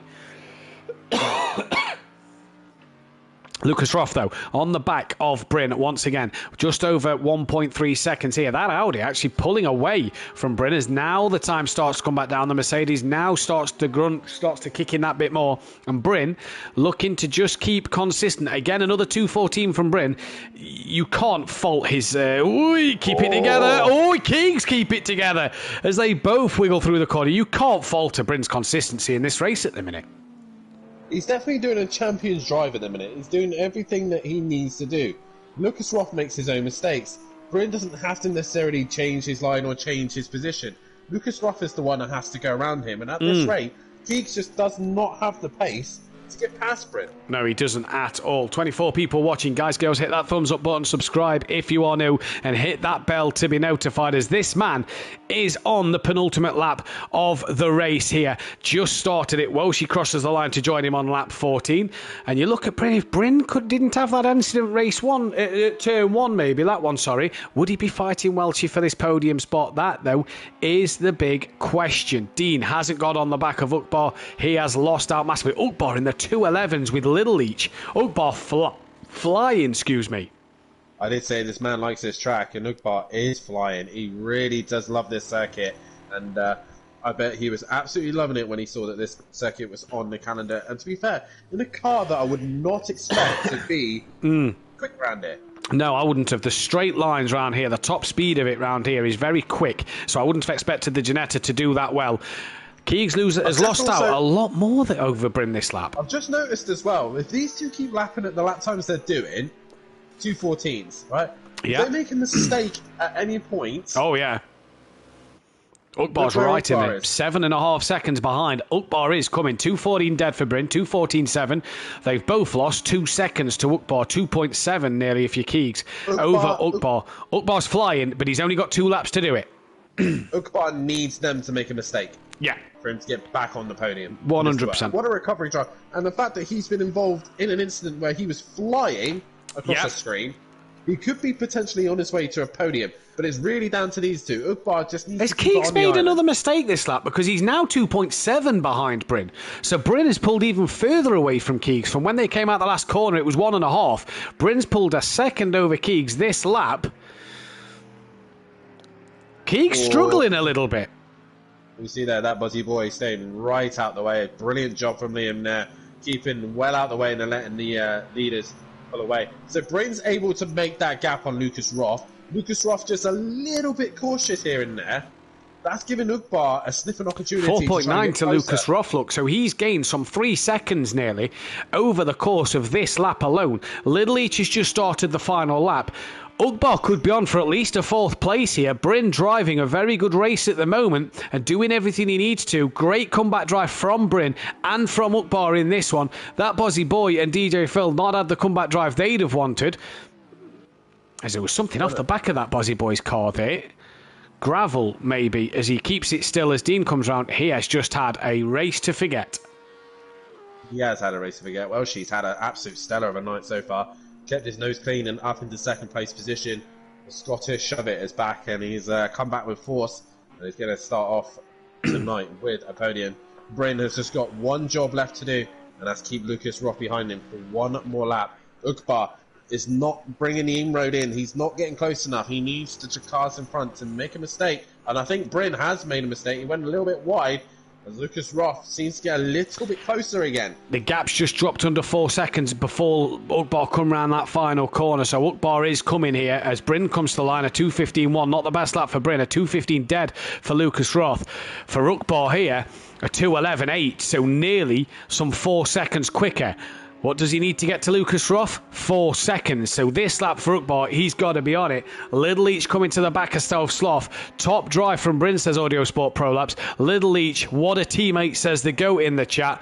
He's alright, Smithy. I wouldn't say he's as good as the one you had last year. But either way, Ugbar and Little Leach, the only guys in the 211s. And Ugbar, 3.1, 3.3 it's just gone up to. That'll be the Mercedes down the straight.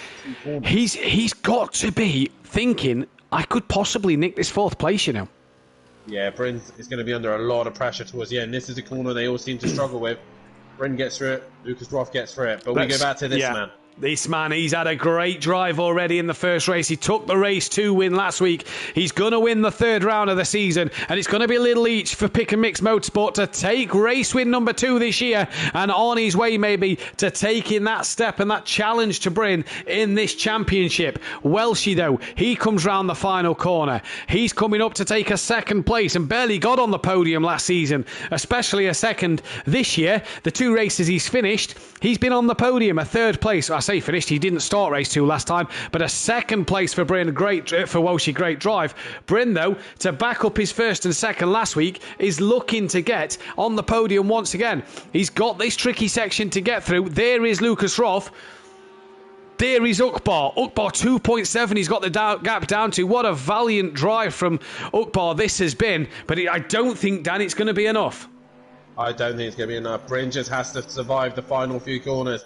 Lucas Roth is trying everything he possibly can to get onto the back of Bryn. It's less than half. It's coming down to less than half a second now. It's Bryn, or is it Lucas Roth towards the final corner? Keeks is sending it into the final corner. Bryn just needs to get the traction, which he does. Yeah. And your championship leader is going to make it 3 podiums in a row. And what a start to the season that this man is having. Bryn takes the final podium spot for P3. Great drive from Keegs, pushing him all the way. Ugbar, great comeback drive for that P5. But Dan, Dean in the wall with Stealth Sloth. He's finished. So unfortunately, fortunately for Dean, he will not have to... Shenron's had a problem. Bit more damage for him. That's coming up the left-hander there. Just seen a few drivers make it Bozzy again. What a terrible night for Bozzy. Just seen a few drivers make a lot of mistakes here at the end of this race. Holty P8, he won't have been happy with that one. Shenron P9, Stealth Sloth 7th. Dean, though, 6th place for him. We'll wait for the fastest lap. But Dan, Bryn here putting up a championship drive. Little Leach and Welchie being dominant in this early stages. Yeah, definitely so. Little Leach and Welshie avoiding the trouble at the start. And, definitely what Little Leach and Welshie would want the night to begin. DJ Phil coming into the final corner now, but your championship leader, 3 podiums in a row already this season. Interesting. What a start to the season that Bryn is having. Interesting. Now, depending on the fastest lap, Little Leach will lead the championship by a point. If Bryn took fastest lap, which I don't think he has, Bryn will make it tied. But so far, it's going Bryn and Little Leach's way and starting to pull a gap. We'll sort the tables out, though, as we wait for the final driver to cross the line. I think that's that Bozzy Boy at the final corner. He's not going to get to the line. Whoever it is isn't going to get to the line. We await, though, for fastest lap. and then we'll head to a quick ad break. But the fastest lap for the first race of the evening then, a 2:11 dead, a 2:11.5 from Uckbar. So Little Each does take the fastest lap and gains the extra point. But it's Little Each from Welshie from Bryn, your podium runners. We'll be right back in about 5 minutes' time with race 2 in Q2. Top 6 can't qualify, so Little Each, Welshie, Bryn, Lucas Roth, Uckbar and Dean cannot qualify. We'll be back in just a moment. In a bit. I've been counting down the days to get out. I've been looking for a way from this town. And you're too far away to help me now. So I'm counting down the days to get out.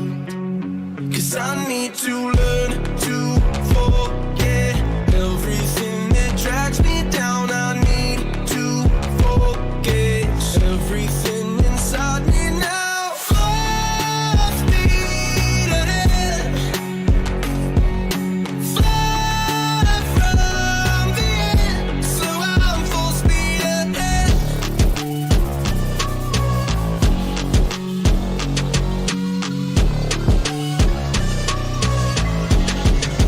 Full speed ahead.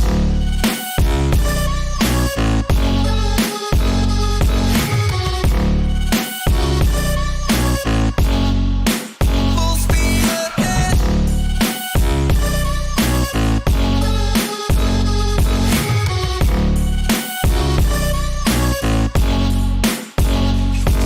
I've been staring at the sun in my eyes.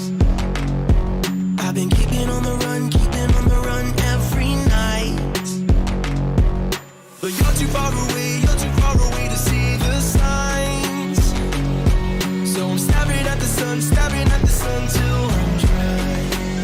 'Cause I need to learn to forget everything that drags me down. I need to forget everything inside me now. Full speed ahead, fly from the end. So I'm full speed ahead.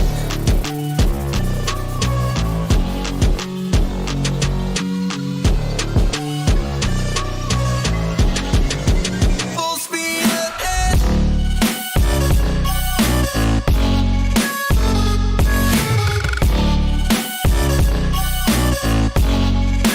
Full speed ahead.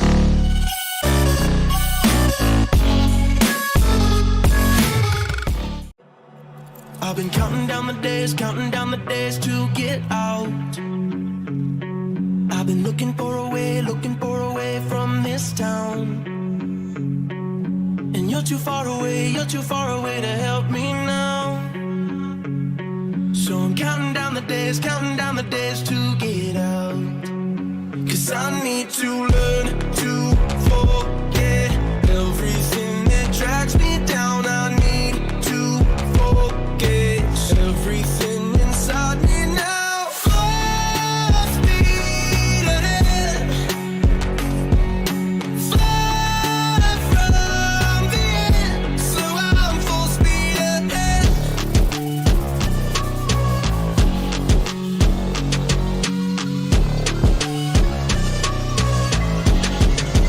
Full speed ahead.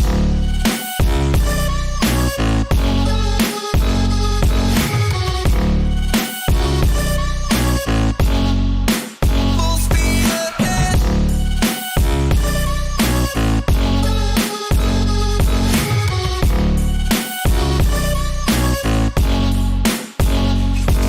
I've been staring at the sun in my eyes.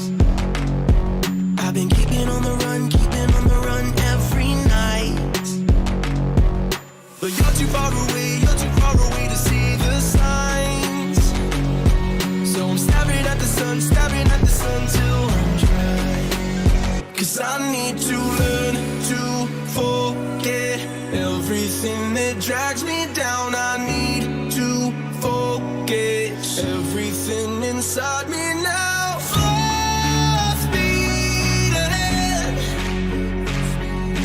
fly from the end. So I'm full speed ahead.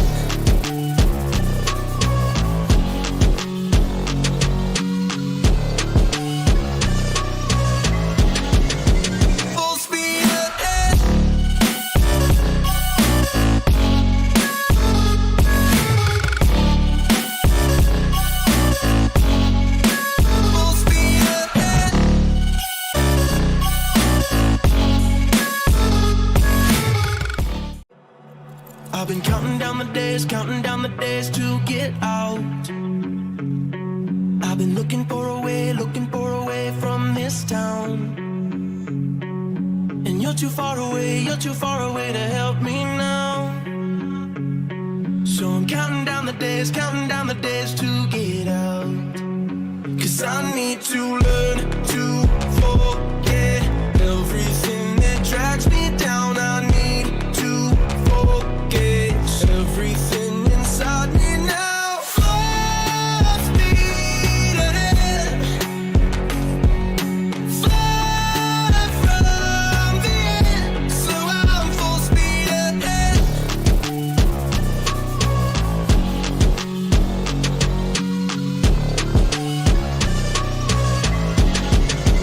Full speed ahead.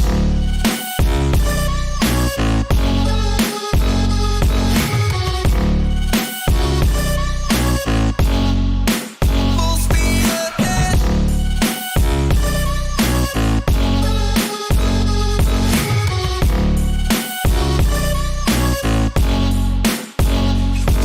I've been staring at the sun in my eyes. I've been keeping on the run every night. But you're too far away to see the signs. So I'm staring at the sun till I'm dry. 'Cause I need to learn to forget everything that drags me down. I need to forget everything inside me now. Full speed ahead, far from the end. So I'm full speed ahead.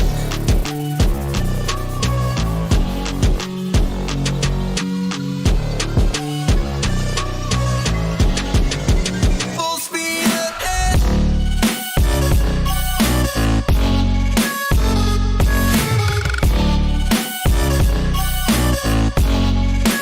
Full speed ahead.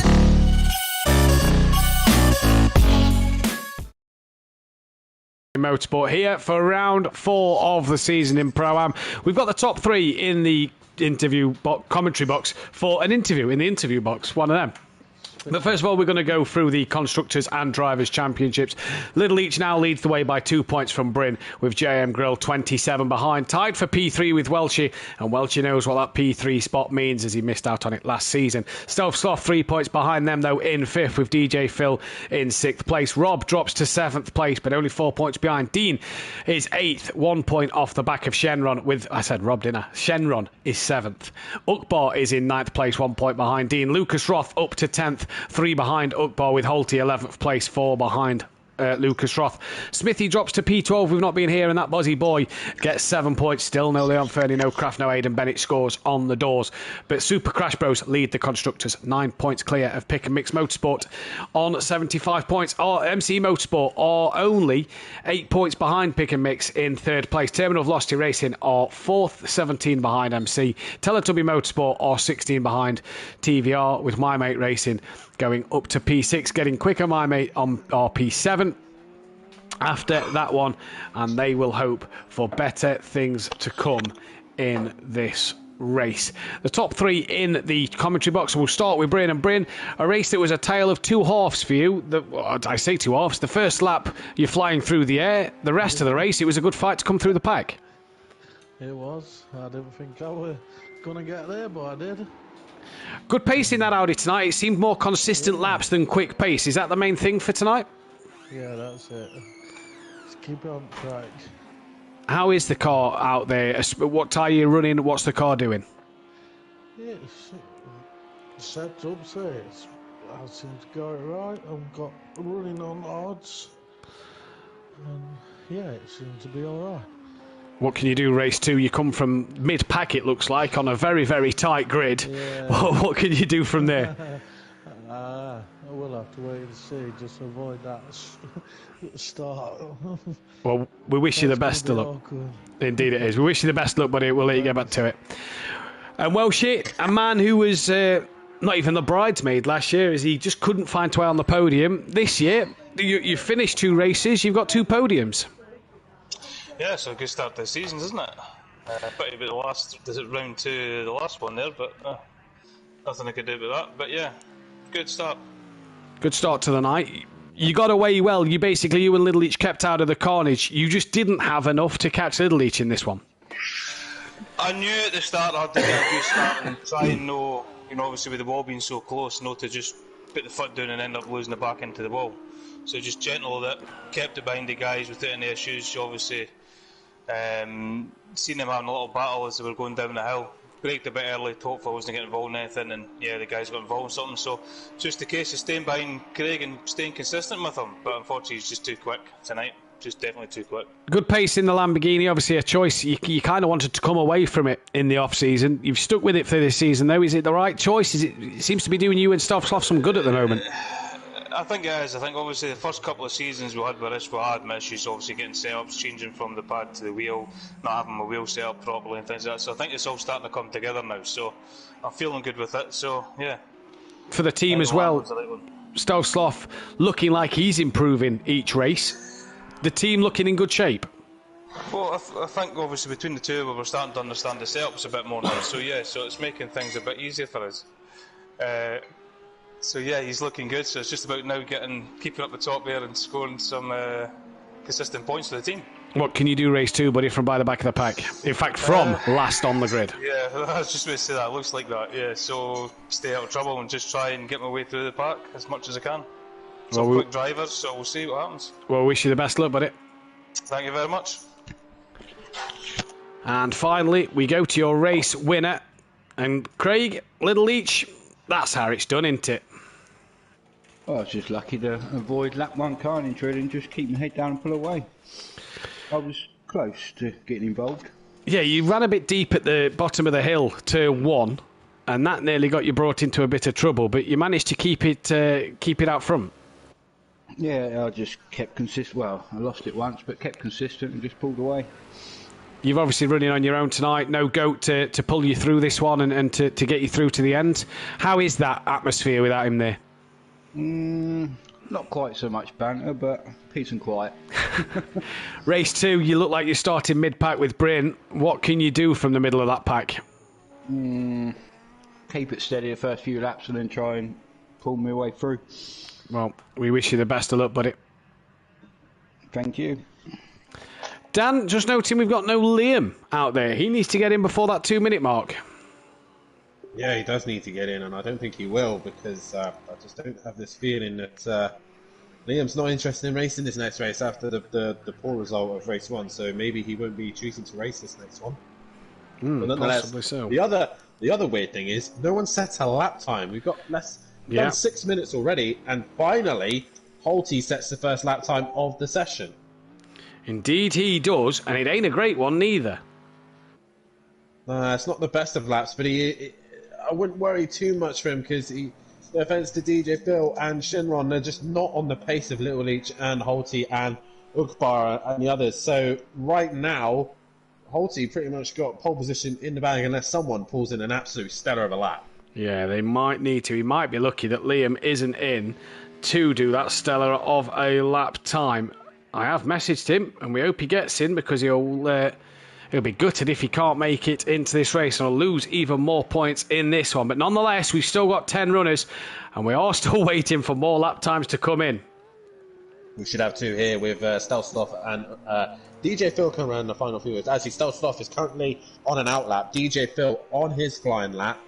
And he just needs to negotiate the Lamborghini, possibly use its toe down I can't talk right now. Uses its toe down the road America straight. I think DJ Phil has those wipers on. I think he's taking a note out of Dean's book. Has he? No, he hasn't. I thought they were on for a second. But towards the start-finish line, DJ Phil, what does he do?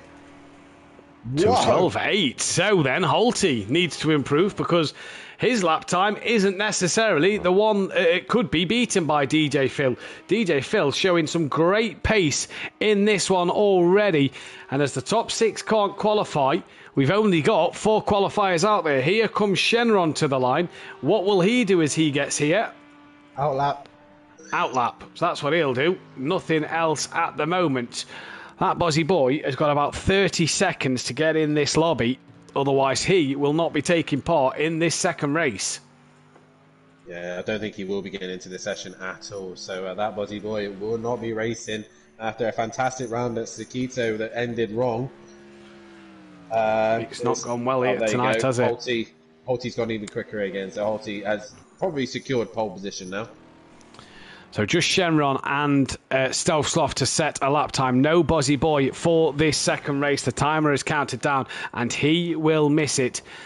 As I've just been sent a lovely little video in the off break of Gary's daughter Maya watching the stream, loving it on the little playmat on the big screen as well. Bless her, she's enjoying watching the racing.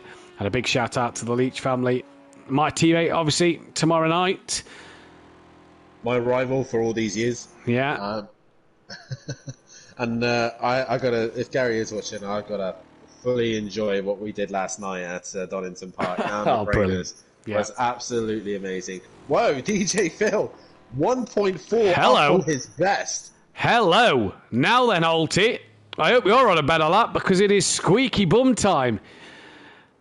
Keke Rosberg won the 1982 F1 Championship with only one race win that season. The consistency's there too. So there you go. PM Motorsport, just as handy as Jamie Brazier, who we haven't heard from yet tonight. But where has DJ Phil plucked this pace from?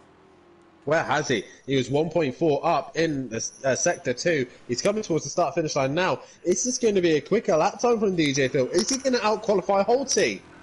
Oh no! Oh, and Holty's quite. gone back to the pits. So DJ Phil has one chance to get a lap in. Stealth Sloth finally posts a lap time. Shenron's coming to the final corner. He's been in the wars.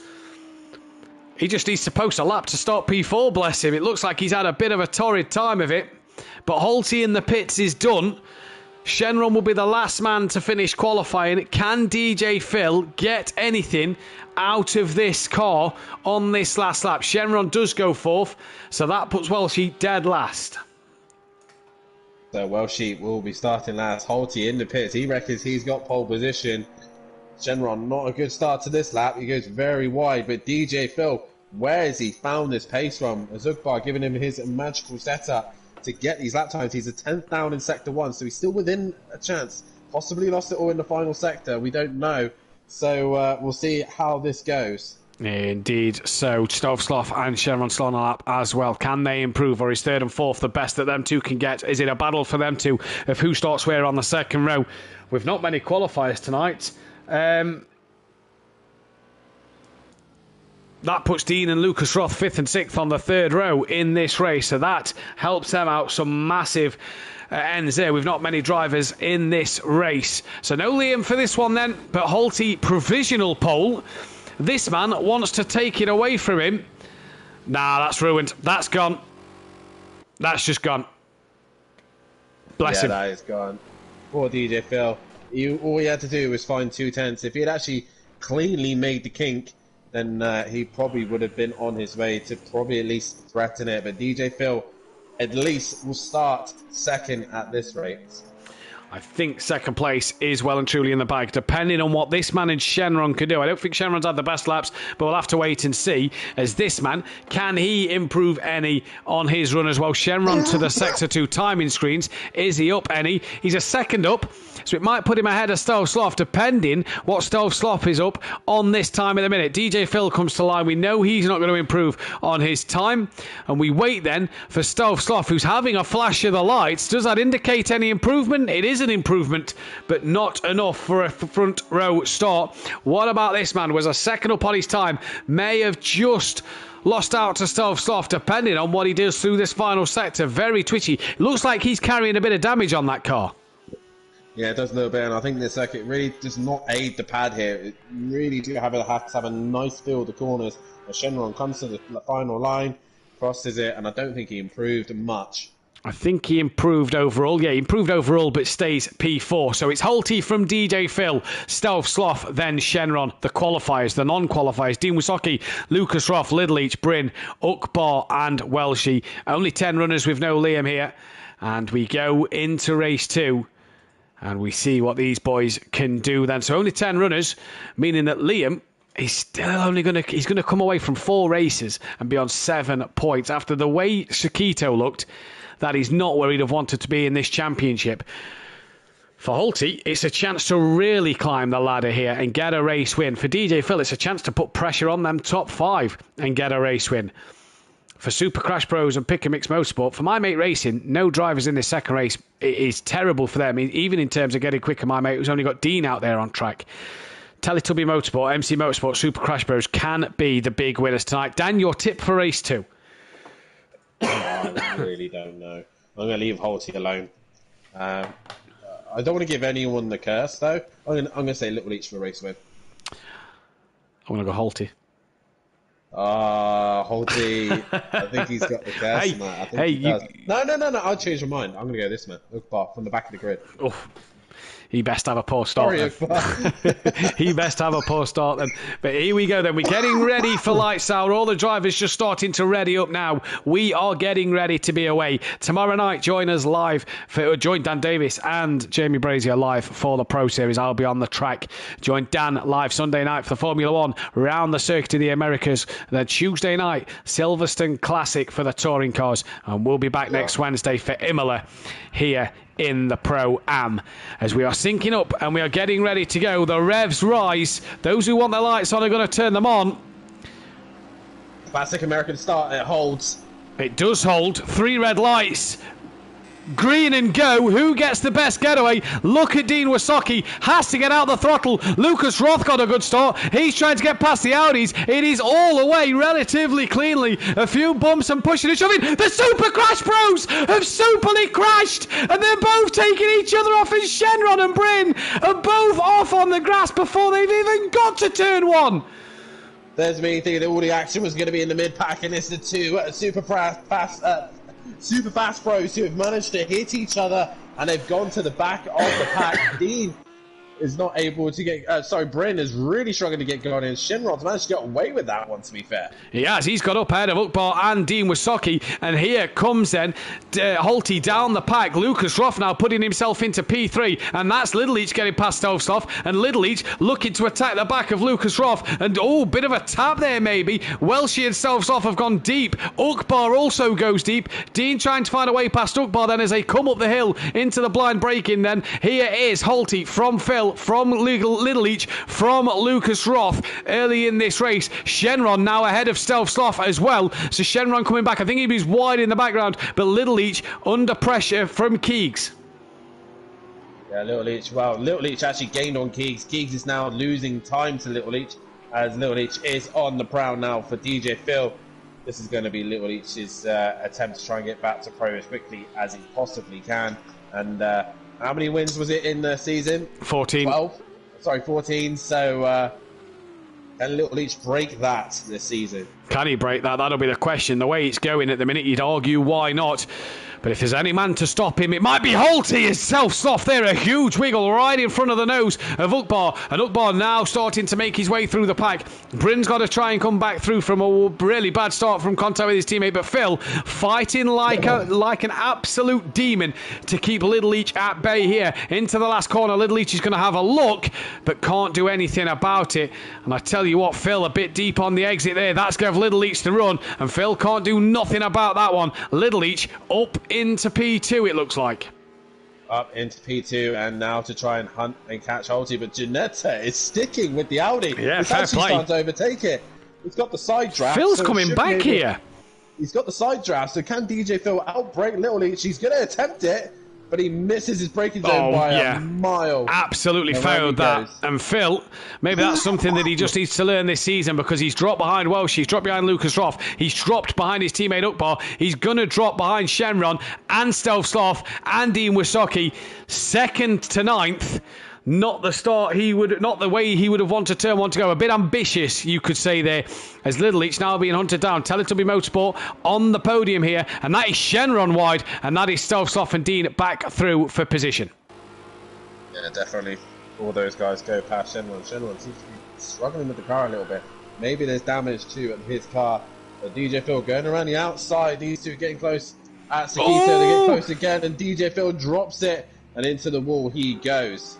Into the wall he goes indeed as Lucas Roth. Is he just coming back and having an answer and a response to Little Each here then? Has, excuse me, Dean Wasaki and Stove Sloth having a cracking little scrap. Bryn only 10 seconds off the back of these now, but Bryn, we saw in the first race, nice steady as you go, and he'll come through the pack, although not the drama as we saw from race 1 at the minute. No, everyone's not on their roofs, everyone's still on their wheels. As DJ Phil actually managed to complete the lap without losing rear wings or bumpers, so that's something. Both Ginettas have managed to switch their magnets on and keep their cars to the ground. So that's a good thing for them. Shenron is the man who seems to be struggling the most, with DJ Phil now looking to get a run through the kink. Is he going to do that? Shenron, you just heard Shenron there getting off the throttle before going onto the curb in the grass there, so really struggling is Shenron.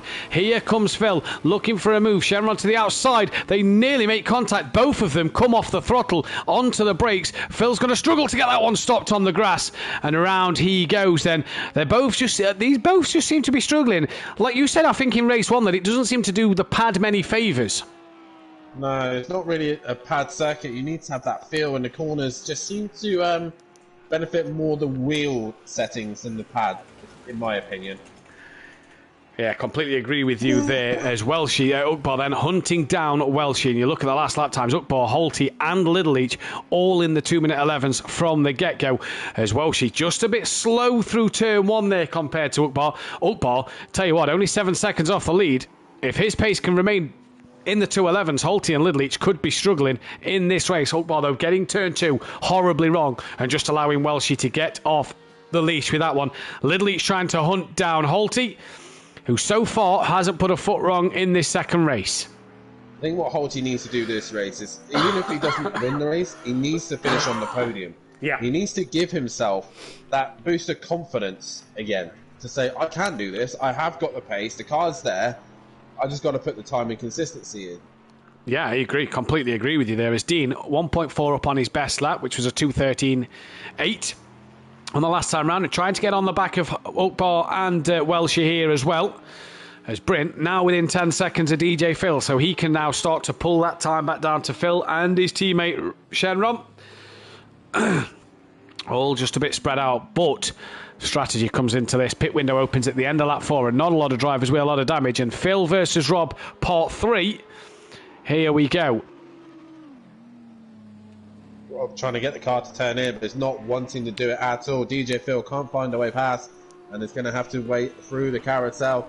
Can he find a way through, get a better run on the car in front? But I think that Little Each is starting to bring that gap down to Holty. They're within a second. We'll come back to them in a minute. DJ Phil and Shenron really close to one another as they go towards the kink.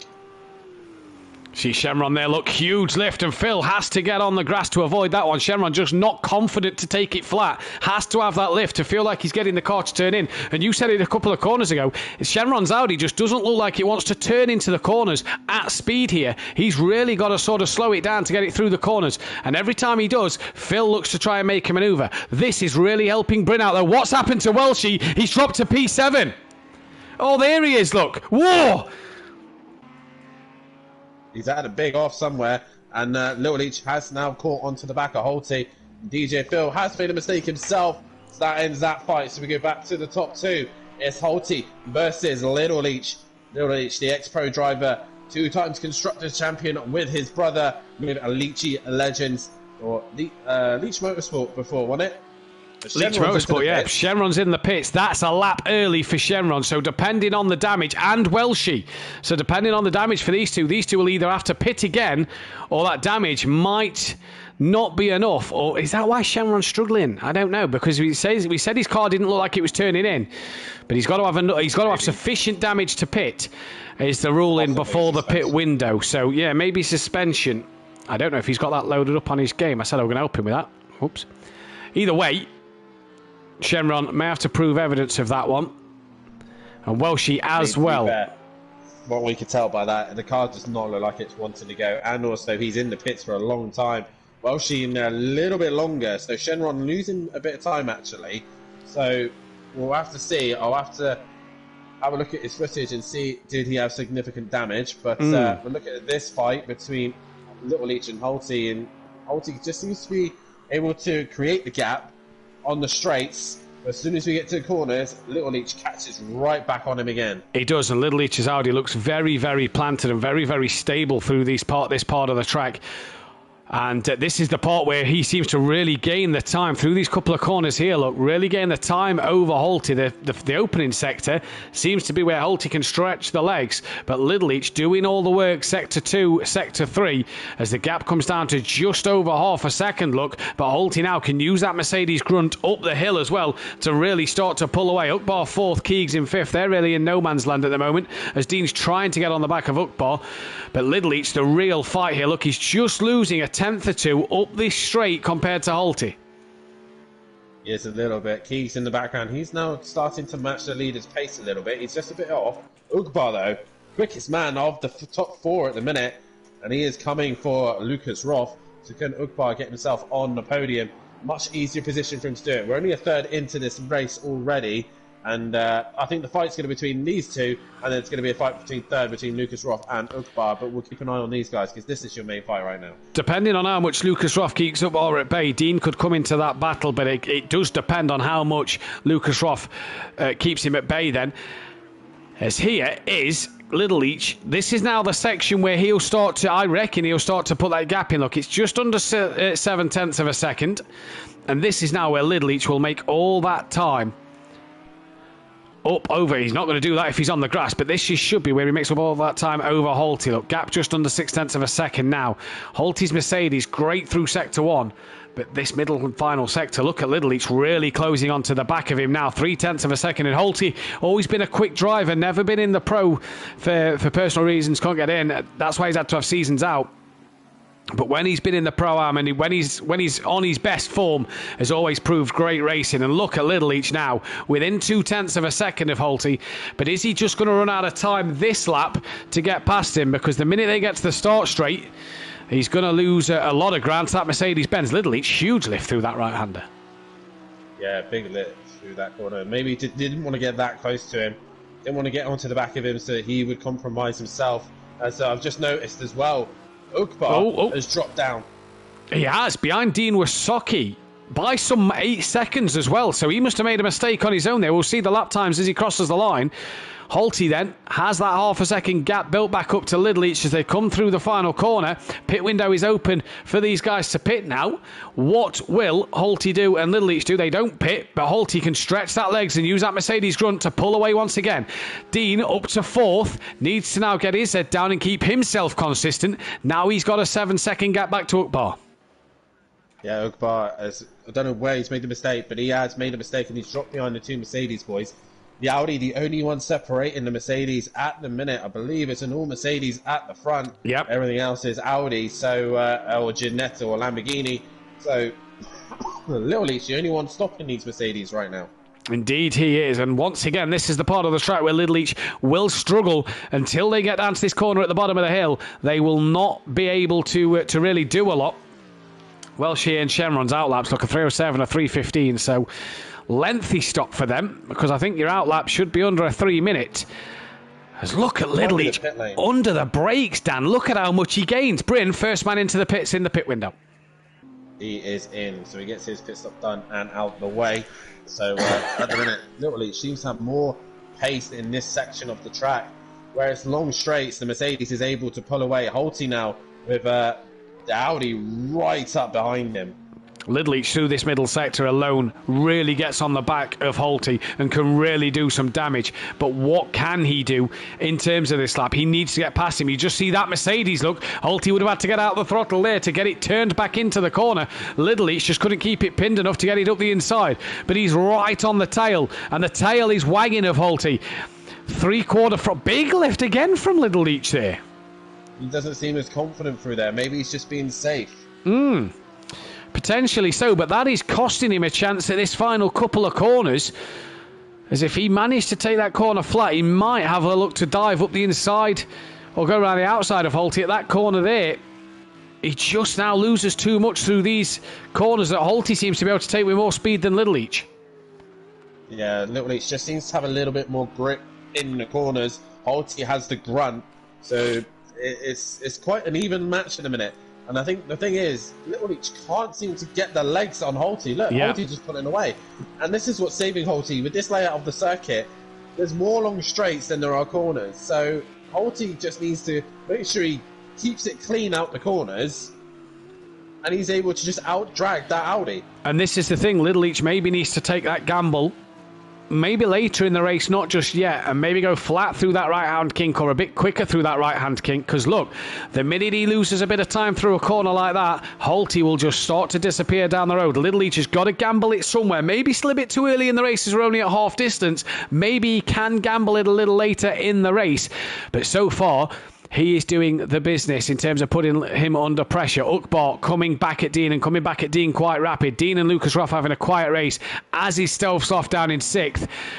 Bryn, the only man to pit within the pit window. He's came out ahead of Shenron and Welshie and was This behind. is where Little Leach is strong. Look at how Yeah. Little Leach could just stick to the back of that Mercedes. He's so close. He's in the back of that car. That's how the much Holty's problem. struggling. And that's the problem with this track. It's too narrow that he can't seem to get either way. Holty parks the car in the right place and Little Leach can't get past. Look, and Holty not fully coming across, but just giving enough room for where Little Leach can't dive up the inside, and Little Leach having to sit behind and wait once again. Is this his best chance? We know the Mercedes drifts wider, although Holty looks like he's nailed that part of the corner better this time around. Little Leach gets the far better exit. Holty comes across, can't this is gonna squeeze be Little Leach. brave. Oh, he's backed out of it. Little Leach does not have the confidence through the right-hand kink to send one up the inside of Holty then. And when you just think Little Leach can get that manoeuvre, he didn't. He got the momentum, but didn't have the cojones. Nah, I think Little Leach is thinking on his head here. He's thinking of a championship. He knows this is the caliber of a pro driver here. Little Leach just knows patience. He has the better speed. He has the grip. If he needs to, I say better grip. He had a wiggle. He just knows where to park the car. Welshie and Shenron are close together. They've had an incident once again. So No, Little Leach could Welshie's be- past Shenron there, I think it is. Oh, so Welshie has a yeah, that makes sense because Welshie was in the Gee pits for a whiz, look while. at Dean's last lap time. 2:12, Dean. You know, it's not as quick as the leaders. It's quicker than Lucas Roth. So Dean pumping in some good laps here, but Ukbar has got past Dean as well. So has Dean made a mistake this last? Because they've actually dropped further back from Lucas Roth. Possibly so. Ukbar was actually behind Dean, if I remember right. Yeah, he was, yeah. So Ukbar has got ahead of Dean. Let's see what Dean's lap time is this time. Ukbar's into the pits on lap 7. Dean crosses the line. Yeah, big mistake. 2:24, So Yeah. yeah, big mistake somewhere. We just We'll go back to these we two. just applaud his 2-minute 12 lap, and then a 2:24, and that is Dean's problem. Yeah, it's just the inconsistency. As Lucas Roth is doing 2:14s, 2:13s. He's not as quick as the leaders, but he's consistent. He's there. Bryn does the same. Little Leach has a run on the exit there and just got caught out a little bit. I don't think Holty was expecting him to make that good a run there. No, I don't think he was neither, and that's compromised Little Leach a little bit, but this, his favourite part of the track where he will gain so much time, and again, he's near enough jumping in the boot. Little Leach is all over the track here trying to get past. Ukbar out the pits, good stop for him. He's out well before Bryn can get round. Little Leach here needs to be careful though, Dan, because a little wiggle or two out in the wrong direction touches a curb. That could spell disaster for Little Leach. The question I'd ask you, Dan, undercut? This is what I was just sitting here thinking. Now the cars have started pitting. Now the pack is stringing out a bit. Little Leach has a gap that he could possibly drop into between Stelsloff and Dean, possibly. So it's not working. The thing is about being the attacker, and we've got traffic as well coming up. Being the attacker, the defender will start learning where you're. Oh, he's strong. having a- Little Leach has a look. Oh, I thought he was going to send one up the inside there. Holty does mighty well to cover that one off, and they both do well to not make contact. Now you've seen the traffic, Dan, do you pit? This was me, both of them. I would pit Holty or Little Leach. You've got that gap behind, and you just know the likes of Shenron and Welshie don't necessarily have to get out of the way, but they choose to stay out. If I was Little Leach, I would have gambled for an undercut. I'd have gambled for an undercut. If I was Holty, I'd have possibly gambled for an undercut as well in terms of undercutting Little Leach and getting out still ahead of him. Little Leach, though, and Holty continue on their merry way.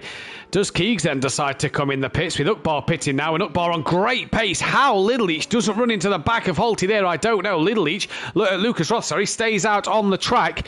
Ukbar way back. Does Dean maybe think of pitting? Because Dean could come out around that Ukbar gap again. Yeah, definitely so. As Wow, there is brilliant, a- the 212s. Delsoff and DJ Phil really close to one another. Bryn on his own, just focusing on his laps. All these guys still yet to pit, and Bryn is slowly making his way around the track. As, Stealth in. Still trying to keep Stealth is in, so he's now the next guy coming. DJ Phil released and on his way. And Ugbar. Little Leach has passed Holty. Little Leach has passed Holty by some margin here then. Has that got something to Rob's do got with no the rear lap wing. markers? Shenron has no rear wing, so what has happened there? It looks like Holty hasn't got damage to his car. Has Little Leach got damage to it? No. So. Oh, I think Holty's caught Shenron. Shenron's spinning through the corner, I think, and I think Holty's got caught out by that, Dan. Well, what this does mean is Shenron will no longer be under investigation for not pitting because he's got to pit for his rear wing. Definitely so. He'll be in now. But interesting to see here. Stealth Sloth just exiting the pits. Is that Bryn coming up the pit lane at the start line? I think it is. And I think Stealth Sloth might just be out in front of Bryn. Yeah, so Stealth Sloth is ahead of Bryn, but Yeah, how just- fast is Bryn? He's coming up with fresh pace tyres. The Stealth Sloth has dropped it. Stealth Sloth just a little bit of mistake there, so unlucky there for Michael. So then, DJ Phil will need to get his foot down because that means that Phil and Stealth Sloth are pretty close on track. Bryn could jump DJ Phil in the pits here, depending on Bryn's pace. Dean also might want to think of pitting, as well as Lucas Roth. Does now Little Leach choose to pit, now that he's got a clear track in front of him? 100%, You're right, he does. And then surely Holty will be coming in as well. Lucas Roth, with a clean car, he might as well just carry on. He's had an adventure somewhere. So he's on a 220, so Holty I probably think is going to come into the pits also. Yeah. He possibly got damage from Shenron, and he is into the pits. It'd be interesting to see Lucas what Roth. happened there, Dan, as well, between Holty and Shenron. It would be interesting. Stealth Sloth didn't quite get dropped by Bryn. Bryn's managing to... Stealth Sloth managing just to stick with him in a minute. But Bryn minding his own business and making sure his lap times are where they should be. Yeah, Lucas Roth then leads this race, and Dean is going to be P2 in this race for the moment, but obviously they will be net. Little Leach is your net leader. Shenron into the pits, which means his pit stop will no longer be under investigation there, as well as he is now pitted again. So that will just leave Welshie under investigation, and Phil looks like he's coming into the pits here as well. Ugbar's pitted, hasn't he? Yep. There's Holty. Ugbar's coming up the hill. Ugbar is going to jump Holty, so for Holty then, will Holty be jumped by Dean Wasaki and Lucas Roth in the pits? If Ugbar's jumped him, will Holty be jumped by Dean Wasaki and Lucas Roth? DJ Phil in the pits. Stealth Sloth has had an adventure somewhere. Now, can Bryn get past DJ Phil? We said Bryn might be close to jumping DJ Phil because he was close to jumping Stealth Sloth. Bryn's coming through the final corner. Stealth Sloth, Bryn is only just away. I tell you what, Holty left any longer and Bryn could have jumped Holty here. Yeah, he could have, but Holty not having the best race here. And at the looks of things, Bryn is going to jump DJ Phil. Yep, going to jump DJ Phil to Bryn. Another mistake lap, another incident, turn one, lap one, and he's coming back through the pack in another epic drive for Bryn here. We're on to lap 10 of 15. Gents, ladies and gents in the chat, get your vote in for driver of the day. Me and Dan will do ours at the end of the night. But Lucas Roth leads from Dean. They are the only two who are yet to pit. Welshie, obviously, if he pits again, will no longer be under investigation, but he is pending, so to speak. I've got to get used to saying this word, by the way, Dan. I found out. What, pending or so to speak? Pending. Pending. The final result next week is not the final result. So I've got to get used to not saying the final classification. I've got to say the pending classification or something.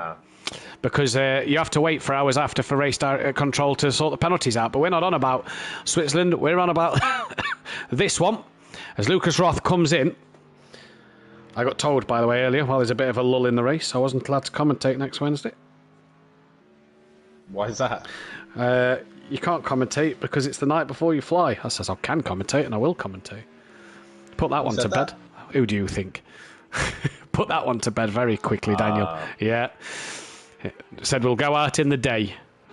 And by the way, to all those who are watching, thank you all. Without you guys, Gary in particular, Dan, Kelly, everybody, the admin team, next week's my first professional adventure into professional commentary without you guys watching, making Simplay possible. I would not have this opportunity to commentate professionally. You bet your bottom dollar I'll be posting on the Discord the link to the channel that I'm commentating on. And I hope you guys can tune in and give me your support over there next weekend. Lucas Roth in and out, and he's going to jump Holty by some margin because that looks a decent stop from Lucas Roth. Yeah, but more importantly, Ukbar has jumped a lot. Ukbar is in a very good position here. He's in P2. This is what Ukbar needs for this season. He needs a good start to the season. Yeah. To avoid the incidents, and he's managed to keep out of them for race 2, and this is what he's rewarded with. Exactly right, and Dean in a position to maybe get a top 4 when Little Leach, Ukbar and Lucas Roth go past. And you're right. In fact, look at Holty. Bryn's now past him. How has he lost it there? I don't know. There is a lapped car ahead of Shenron, so I don't know if that has something to do with it. He's got damage to the front as well. I'm not sure exactly what's happened there. I don't know if Shenron was near him because Bryn... Who was in front of Holty? Nobody, was they? Ukbar was in front of Holty. Where's Ukbar? Ukbar's through Sector 1. Not too sure what's happened there with Holty then. Shenron was the closest. Shenron was the closest, yeah. But he doesn't look like he's got any damage, so I'm not sure what's happened there. Either way, he's got his wipers on again. He loves it, this lad, doesn't he? 2.12 from Dean, but a 2.12 and he needs to pit, and he's probably going to come out P4 now that Holty's had his spin. Bryn and Dean lapping in the 2.12s again. Currently, the second and third quickest driver on track because Ukbar is flying. What a shame Ukbar had a mistake early on because he could possibly be challenging Little Leach for this race win. Dean, though, end of lap 11, look, is choosing to come into the pits. Little Leach will come flying past. The question is where does Dean come out? How good a stop can Dean have? Ukbar's past Lucas Roth. Ukbar was always ahead of Lucas. He was ahead of Lucas Roth, apologies. You best get that sorted before you get Yeah, best get that one sorted, yeah. That was a bit slow out of there. He had a bit of a wiggle coming through there. Right, Dean's car, I believe, is away. So a good stop. No, it's not. Oh, he's missed his box. Just the simplest of things are getting into the box, and it's just gone wrong there. A possible opportunity to try and get a good pit stop. He's away. Oh, what a shame. What a shame. But he'll come out P4 because Bryn's too far back. Dean's almost at the line here to get going. So Bryn will not catch him. Little Leach, though, your race leader by some margin. Look, back in the 2.11s again. And Ukbar, a P2. This will be great to have Ukbar back on the podium because we don't... This is a man who should be on the podium more regular than what he is. Oh yeah, for sure. It's just that he always ends up in the bad luck. And when I first come across Ukbar in LMP2s on Motive Racing, he always helped me out. He actually got me a sheet to help me learn with setups. And this man really, I have to credit this man because he was the man who probably shaped me the driver I am today. He aided me in the LMP2s, made me fall in love with those cars, and he's never had the luck. Even when I raced in LMP2, he never had the race. Then it went to Formula Renaults, never the luck. And it was always the same. Whatever championship he ended up in, it was just bad luck. And he's just recently found this love with the Ginetta. He normally runs the Mercedes AMG. If you remember rightly, Matt, do you remember BT Targa using the white, red and brown kind of look? Yeah. That was the same livery that Ukbar used to use. But ever since then, he's fallen in love with this Ginetta. And like I said, when he is there, when he's dialed in, he's easily one of the quickest guys in Pro-Am. Oh, he's fantastic. And there was a race, I think it was Long Beach last season. Me and Emplava had checked out. He had a torrid time, must have pitted twice very early on. And I remember Ukbar just coming through the pack and was lapping the same as me and Emplava at times. And you just knew that Ukbar, if he didn't get involved in incidents, he had bad luck himself in his own misfortune on the drive, as that is Shenron getting out the way. Is it? Yeah, I think it is. And Phil decides, oh, that looks fun out there. I'm going to come and join you and build a sandcastle. But Ukbar does create a lot of his own luck or get involved in a lot of bad luck. And look at, Little Leach. Hello, talk about stonking lap pace. That is ridiculous on his own. Yeah, that's where he should be, really, arguably. A pro pace, that's where he should be lapping. I think the pros what we're looking at for fastest lap at the pros is probably like a 207, 208, and race pace is probably 209s, 210s. Matt laughs because I've seen his lap times and your race pace is more accurate. Oh! There is a chink in his armour here. He's not a robot. He's not a machine. That, though, gives Ukbar a chance. And if Little Leach's tyres are just starting to go, his Ukbar may be in for a shout here. Little Leach needs to drill them mistakes out. It is a lot warmer. I tell you, someone who needs to drill mistakes out is Dean. Sorry, not Dean. No, he's about the same gap. Sorry, the gap's just come down, hasn't it? Because Little Leach's out of spin. 7 seconds. If Dean can keep consistent here, Dean could be on for maybe catching Lucas Roth at the end of this race. But he's got to keep consistent, and Lucas Roth needs to not make mistakes. We could be having Keegs on the podium. That's been a while as well since we've had that. Yeah, it'd be nice to hear Keegs in the chat once again. Both Scotsmen, father and son, both in the podium at some point in the same night would be awesome. Keegs, he's really been struggling with the Mercedes, but tonight he seems actually fairly decent in this car. It looks like he's been the best Mercedes driver out there. Liam, Dean and Holty not had the best of nights. This man, a fourth and a third, looks like he's been by far the best Mercedes driver. Got to give it to Dean. Poor week last week, but he seems to have bounced back this week. A fourth and a sixth, that's not bad results considering. You know, he seems to have bounced back. Got to give it to him tonight. He's had a better night. Do you know what Dean needs to find? He needs to find the love of just having consistent lap times. Well, one of the things that I love doing in a practice session or in a qualifying session or whatever it is I want to do at least 5 or 6 laps on the bounce in half a second. Yeah. That is when you know you've got the car in the right place. You have that consistency. He didn't team with Bryn. He then was meant to team with Liam. That didn't materialise. Why didn't he stay in that BMW? Because Dean was fantastic in that BMW. Hopefully he can learn the Mercedes like he learned the BMW last season. But we shall wait and see. Not long left in this race now. We're on lap 14 of 15. Guys, girls, get your comments in the chat for your vote of driver of the day, as Holty is 6 seconds behind Bryn. And any more mistakes for Holty, and DJ Phil could be pouncing on the back of him as well, as that's only 3 seconds.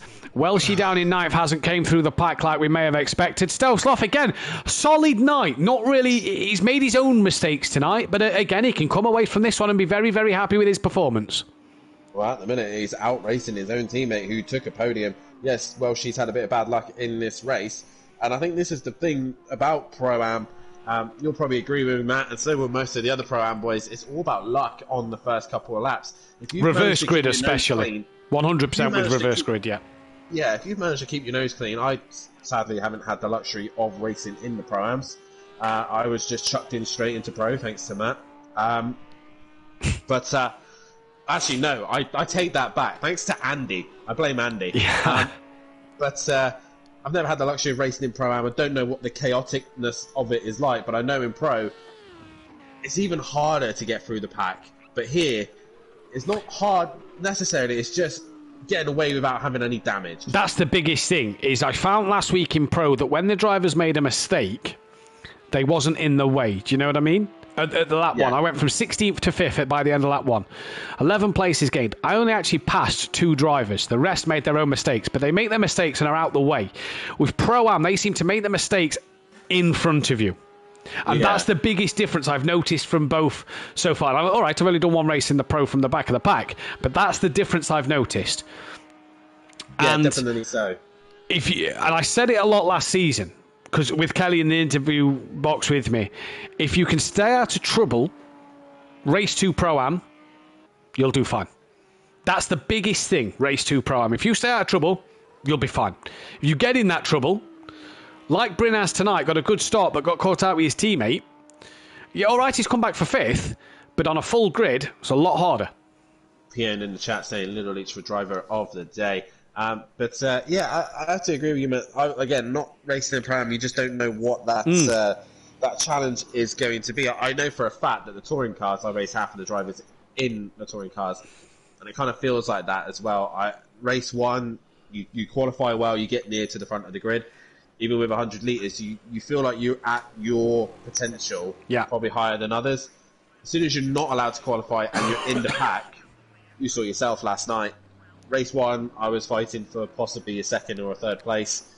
Race 2, I was fighting for 10th at times. Yeah, It's that difficult. Indeed it is. Peaceful Stepdad also saying Little Leach for driver of the day. And Andy saying, how is it my fault you got thrusted in at the deep end, Dan?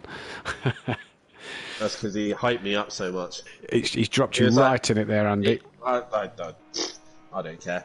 I have to blame him, but praise him at the same time. I was going to say at the same time, if Dan had been in Pro Am and hadn't got promoted, he possibly wouldn't be the 3-time champ that he is today, 3-time Pro champ that he is today. Continue, because Andy knows for a sure thing that I used to hate GT3s in motive racing. I never signed up for GT3s, not even in ACC, not even in Project Cars. I hated them with a passion. All I did was Clio's, touring cars. Oh! He's thankful this is the last lap, and he's thankful he's at the last corner. Little Leach. You could not script this. I tell you what, though. That's not getting going very quickly, is it? That is all over the place. Could we be on for the line? I think Little Leach is just going to scrape this race win. It's going to be 3 in a row for this man then this season. So far, he looks like the championship leader. He's going to start to walk away with this. Little Leach comes to the line with a race win, but he made it very hard for himself from this man, Ukbar, in second place. What a drive for him tonight. We'll get more votes in driver of the day, and then me and Dan will give the commentators one. Lucas Roth on the podium. First time in a while. It'll be great to hear from Keegs. 7 seconds ahead of Dean. Looks like he's maintained his gap to Dean Wasaki, but Lucas Roth nonetheless can be very, very pleased with that P3. Just a little flash of the lights as he crosses the line. Dean Wasaki then looks like he's going to come home for a good P4 and solid points for Dean tonight. Got 4th place race 2 last week, a 4th place this tonight as well. Bryn then, first time off the podium in 4 races, but I tell you what, the lowest finish of P5 isn't the worst way to go. And look at this, Dan. Holty must have made some more problems because he's got DJ Phil right on the back of him. Needs to get the final corner right. Oh, we saw that the Ginetta was dragging as well. I don't think it's enough though. I think Holty's just got it. Yeah, Holty going to come across the line for P6. DJ Phil for P7. Very, very close at the end. It's going to be an 8th place for Stelfsloff, who has outdone his teammate. That's Shenron a lap down behind, who will finish P10. But Stelfsloff will finish ahead of Welshie here then. And Shenron probably will be glad to see the back of this Road America circuit. He struggled tonight. As here comes Stelfsloff. Good flash of the lights for him as well. Shenron to the line, crosses it for P10, and Welshie then coming home to finish P9. I don't think we saw a driver in the 2-minute 10s bar Little Leach. I don't think we did. Maybe. But we'll just wait and see. Maybe Ukbar got close, but Andy says no offence to anyone, but would have been unfair for others if I was in Pro-Am. That was almost reminiscent of throwaway at Monza short in the Clios. No, it was not. Little Leach then does take the fastest lap of the race, and the championship standings tonight look like this. After I saw them out, Ukbar's in the chat. We just await for Keegs and Little Leach to get in as well. As I'm just sorting the drivers' tables out.